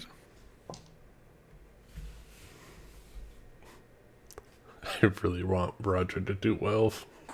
He will. He will eventually. It's only the 5th session. Come on. Mm-hmm. I mean, it took us, I think, like 15 sessions in the pirate campaign to like roll well. We rolled like Nick rolls hot all the time. No, Stop I don't it. count. I just rolled 10 natural 20s tonight. It was ridiculous. Like, Oh god. you can't compare your dice to mine. Apparently, you roll well with Rafal. You roll really well with Gorneo. I rolled. That's why, like Agrimar, he doesn't roll for anything. He makes everybody else roll. Maybe you need to start using Roll20 again. I don't even have my character sheet set up for Roll20. Make a roll in Roll20. Just do it right now. Let's see what it is. Roll a d20. All right. I'm just gonna go dice roller. I'm gonna roll a d20. See what happens. You're fucking cursed. I'm fucking cursed. God. Roger's gonna fucking die. One? A 4. It was a 4. Oh my fucking god. Yep, you're cursed. Sorry, nothing you can do. I have the Wheaton curse. That's what it is. It's gonna happen. I think you're just gonna have to lean into it then. Like you're just gonna, like Roger might have to be the comic relief. He's like, oh, I missed my punch. Like he goes toppling over some shit or something. I don't know. He's gonna turn into Three Stooges with very low charisma. That's the word. That's the thing that I love this game, but that's the thing I hate the worst about when you get on a cold streak as a martial character, because that's all you can do. All you can do is roll dice to hit stuff. You have to rise to adversity. You have to come up with clever ways to get advantage, and so you get better rolls and shit. I'm trying. Roll with advantage. Let's see how you do. In Roll20? I feel like monks in general are in cursed. Roll20. Let's see.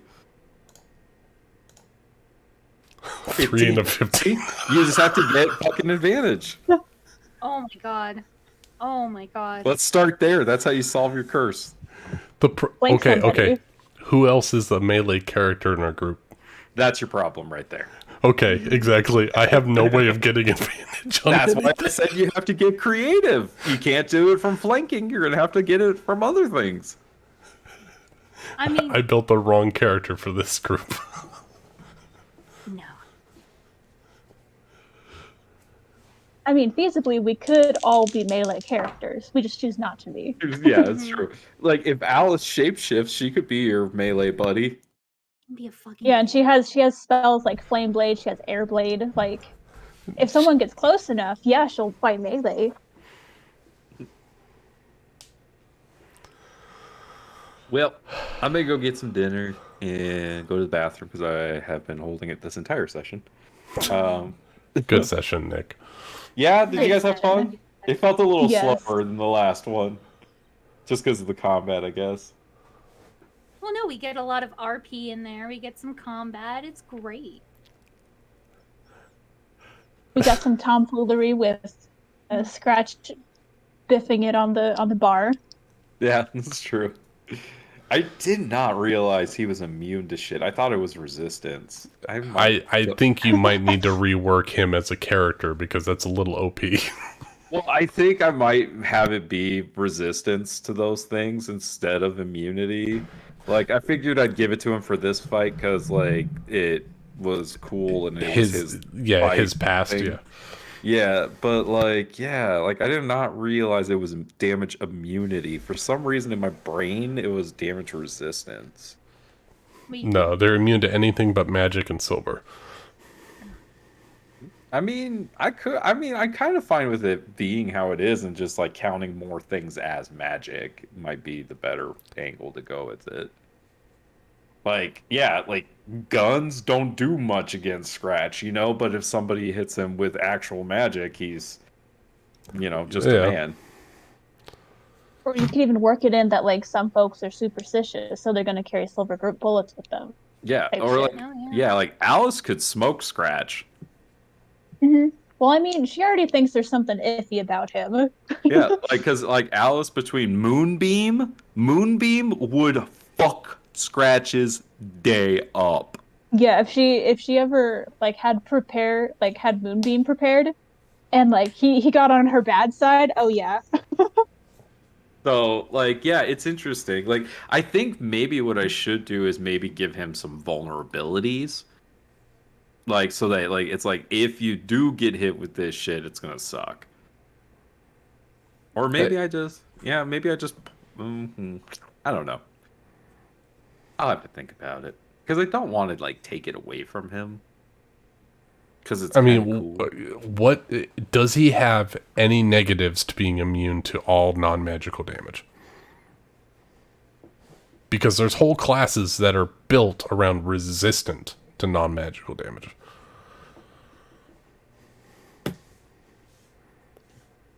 Like right now, it seems like he's built to be immune to everything, right? Except for magic, which nobody's immune to. Well, like no, it doesn't seem like there's a downside right now for him at all. Well, yeah, as long as he has his amulet, right? If he loses his amulet, I think that I don't think that the immunities should come into play until he's in his werewolf form. Well, because, like, yeah, what it says is a character who becomes a lycanthrope retains his or her statistics except as specified by the lycanthrope type. The character gains lycanthrope speed in non-humanoid form, damage immunities, traits, and actions that don't... Oh, it's in non-humanoid form. Right, so he should have died in that... He's a werewolf. Yeah, he should have died in that volley of bullets. Like, only when he's in his wolf form should he have his immunities.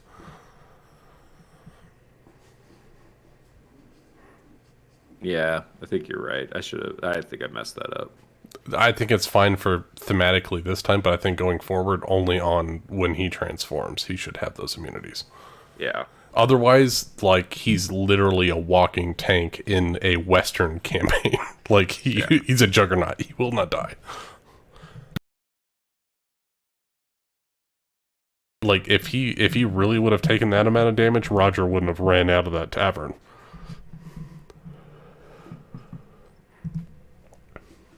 Yeah. Yeah, he should have to use his action to change. I mean, night missions on a full moon, let freaking Scratch go. Like, yeah, he's gonna tear some shit up. Yeah.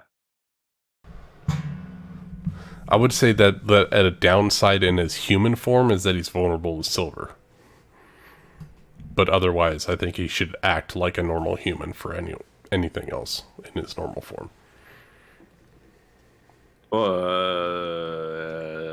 Lycanthropes aren't vulnerable to silver. Werewolves are... Well, I mean, they're damaged normally by silver, right? Right, but they're not vulnerable to it. So treat him as a normal human, and then when he's in his werewolf form, then he gets all the benefits. Yeah. Roger care? I mean, he can't hit anybody anyway, so. I still think thematically it was badass that he walked in there and just started tearing shit up. Yeah, literally tanked 50 damage. So if he embraces the curse, he's allowed to change whenever he wants, right? I would say give him a Blood Hunter level or something and let him have lycanthropy. How does it work over there? Well, I mean, you have to get to 3 levels in it, but basically you can turn into your bestial form, and then you get all the resistances and stuff.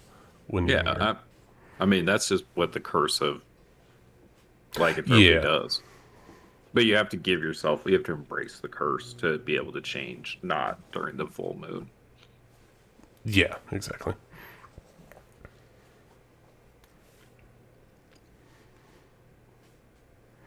That's okay. Probably need to work out how guns work better, because I realized when I was doing something today that shotguns have no special properties for some reason. Oh, they don't do cone fire or anything? Nothing. Yeah, they do one fucking target, and they do the same amount of damage as a revolver, and it's a shorter range, and the hunting rifle does 2d10 damage, and the shotgun does 1d8. Yeah, these damages don't make sense. So I think that's another thing I might need to rework, is the damages on some of those things. I think someone has done a deep dive into firearms for 5e, and I can't remember who did it. I think it's on DM's Guild. It works a lot better than the standard rules. Yeah, because I don't like Mercers either. It's built specifically for the gunslinger, and if you don't have the drawbacks of the fail range, then they are immensely overpowered. What? Firearms? Mercers? Yeah. Mercers aren't overpowered. They're lower powered. Well, no, I mean, the firearms themselves are built around the fail chance, right? Yeah, but he still gave them just like the regular damage of like regular weapons. Like they're like 1d10. Doesn't Bad News do 2d10? That's a great sword, or basically. I mean, it's not that much. I don't know. I mean, to be fair, in 5e, nothing does 2d10 damage on a hit, and you can do it 3 times around. 2d12. 2d12. Okay, that's a lot. Nothing. But, like, at the same time, that's the same as like 5th level Toll the Dead, right? Yeah, but you can only do that once a round. If you're a fighter and you do it twice, that's 4d10 a round. Nothing can compare to that.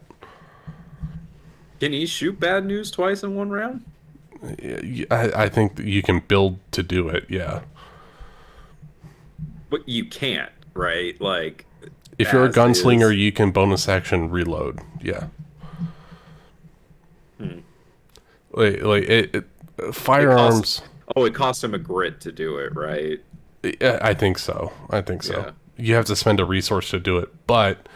I mean, I don't think there's anything that you can do that many attacks but with like, that damage. It's not, I mean, your attacks right now hit for 1d8, and you can do at 5th level 4 of them in a round. That's a max of 36. That's more than, or that's only less. What 8 damage? On average, yeah. If I get to 5th level, yeah. Out, it would be 24. It'd be 48. So like, yeah, I mean, it's like a little. Yeah, it's not even that much stronger than Roger's fists. Yeah. I mean, it all comes into comparison, right? Like, I had to spend a feat to do it and stuff like that. Yeah, but I mean, like, even like technically, like guns in D&D are just never going to work the way they work in real life. Because even if I shot Alice in the head and made it an automatic crit, I think that still doesn't kill her. Or it could, right? It's 36 damage. Like, it'll put her to 0 if I did auto crit max damage, right? Like, I'd have to make that ruling because there's no way I actually roll that. I mean, I don't care if firearms are in play. The balance is what it is. I mean, if I was not taking this feat to make it, that I'm only doing D4s, right? And at level 5, I think I get D6. No, you're D6 like right away as a monk, aren't you? No, it's D4 until a certain level.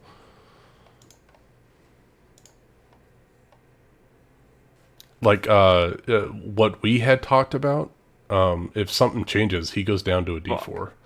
Yeah, you don't get a D6 until level 5. Damn. Right. Yeah. So I took the feat to basically bump him up. But it's because you get levels. so many attacks in a round. Yeah, exactly. Because like right now, Roger does an insane amount of damage for. If he hits. As much as you bitch, you do too much damage for your class. Right, because I took the feat tax to do it. Yeah, because I was even reading that, and I'm not even sure if it 100% works that way. It just changes your unarmed strike damage, and right. So but I honestly think I should be making you use strength if that's what your die roll is going to be, because it comes from the fighter, not from the monk. You know what I mean? That's fine. I mean, Roger doesn't hit anyway. Yeah, but so I'm fine. It's just I don't care about the numbers too much because I throw ridiculous shit at you guys anyways. I come from the so I'm not complaining about anybody else's damage. That doesn't bother me. I just want to make sure that I'm helping.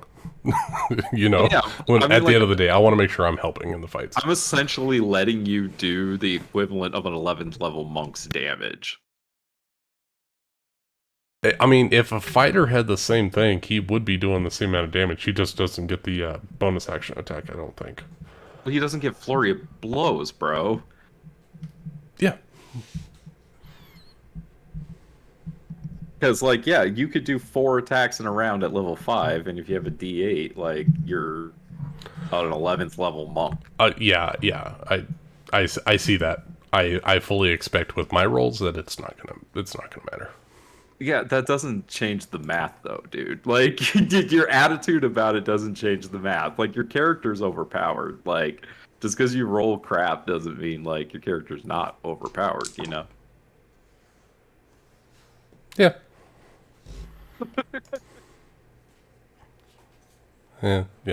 So, it is what it is. Yeah.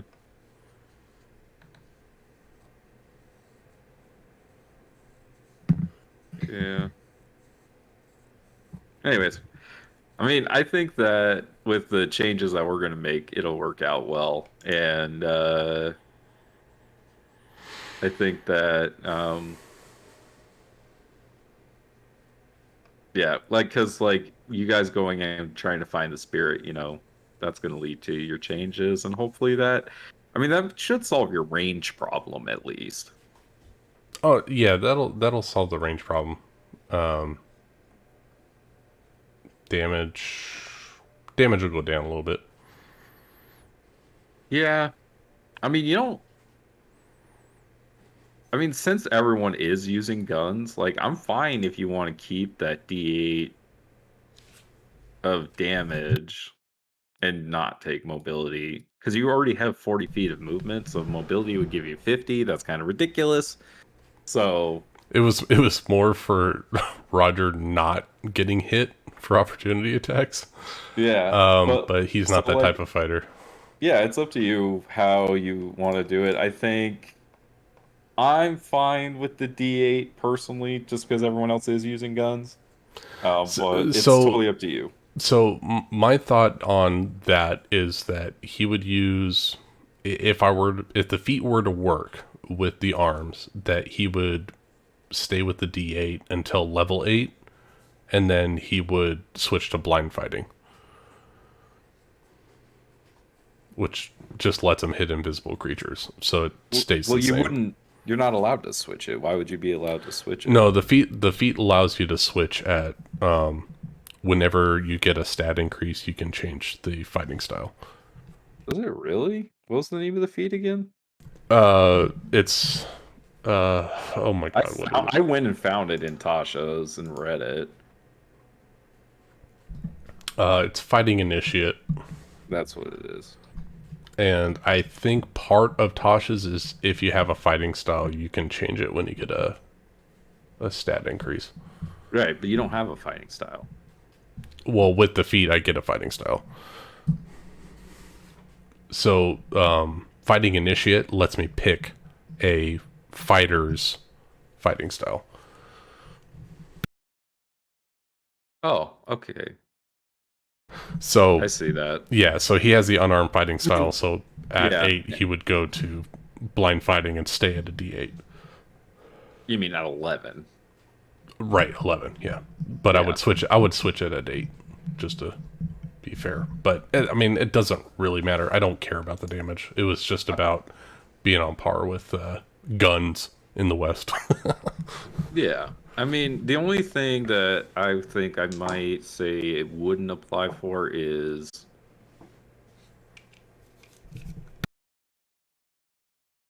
because it'd be 2d8 for your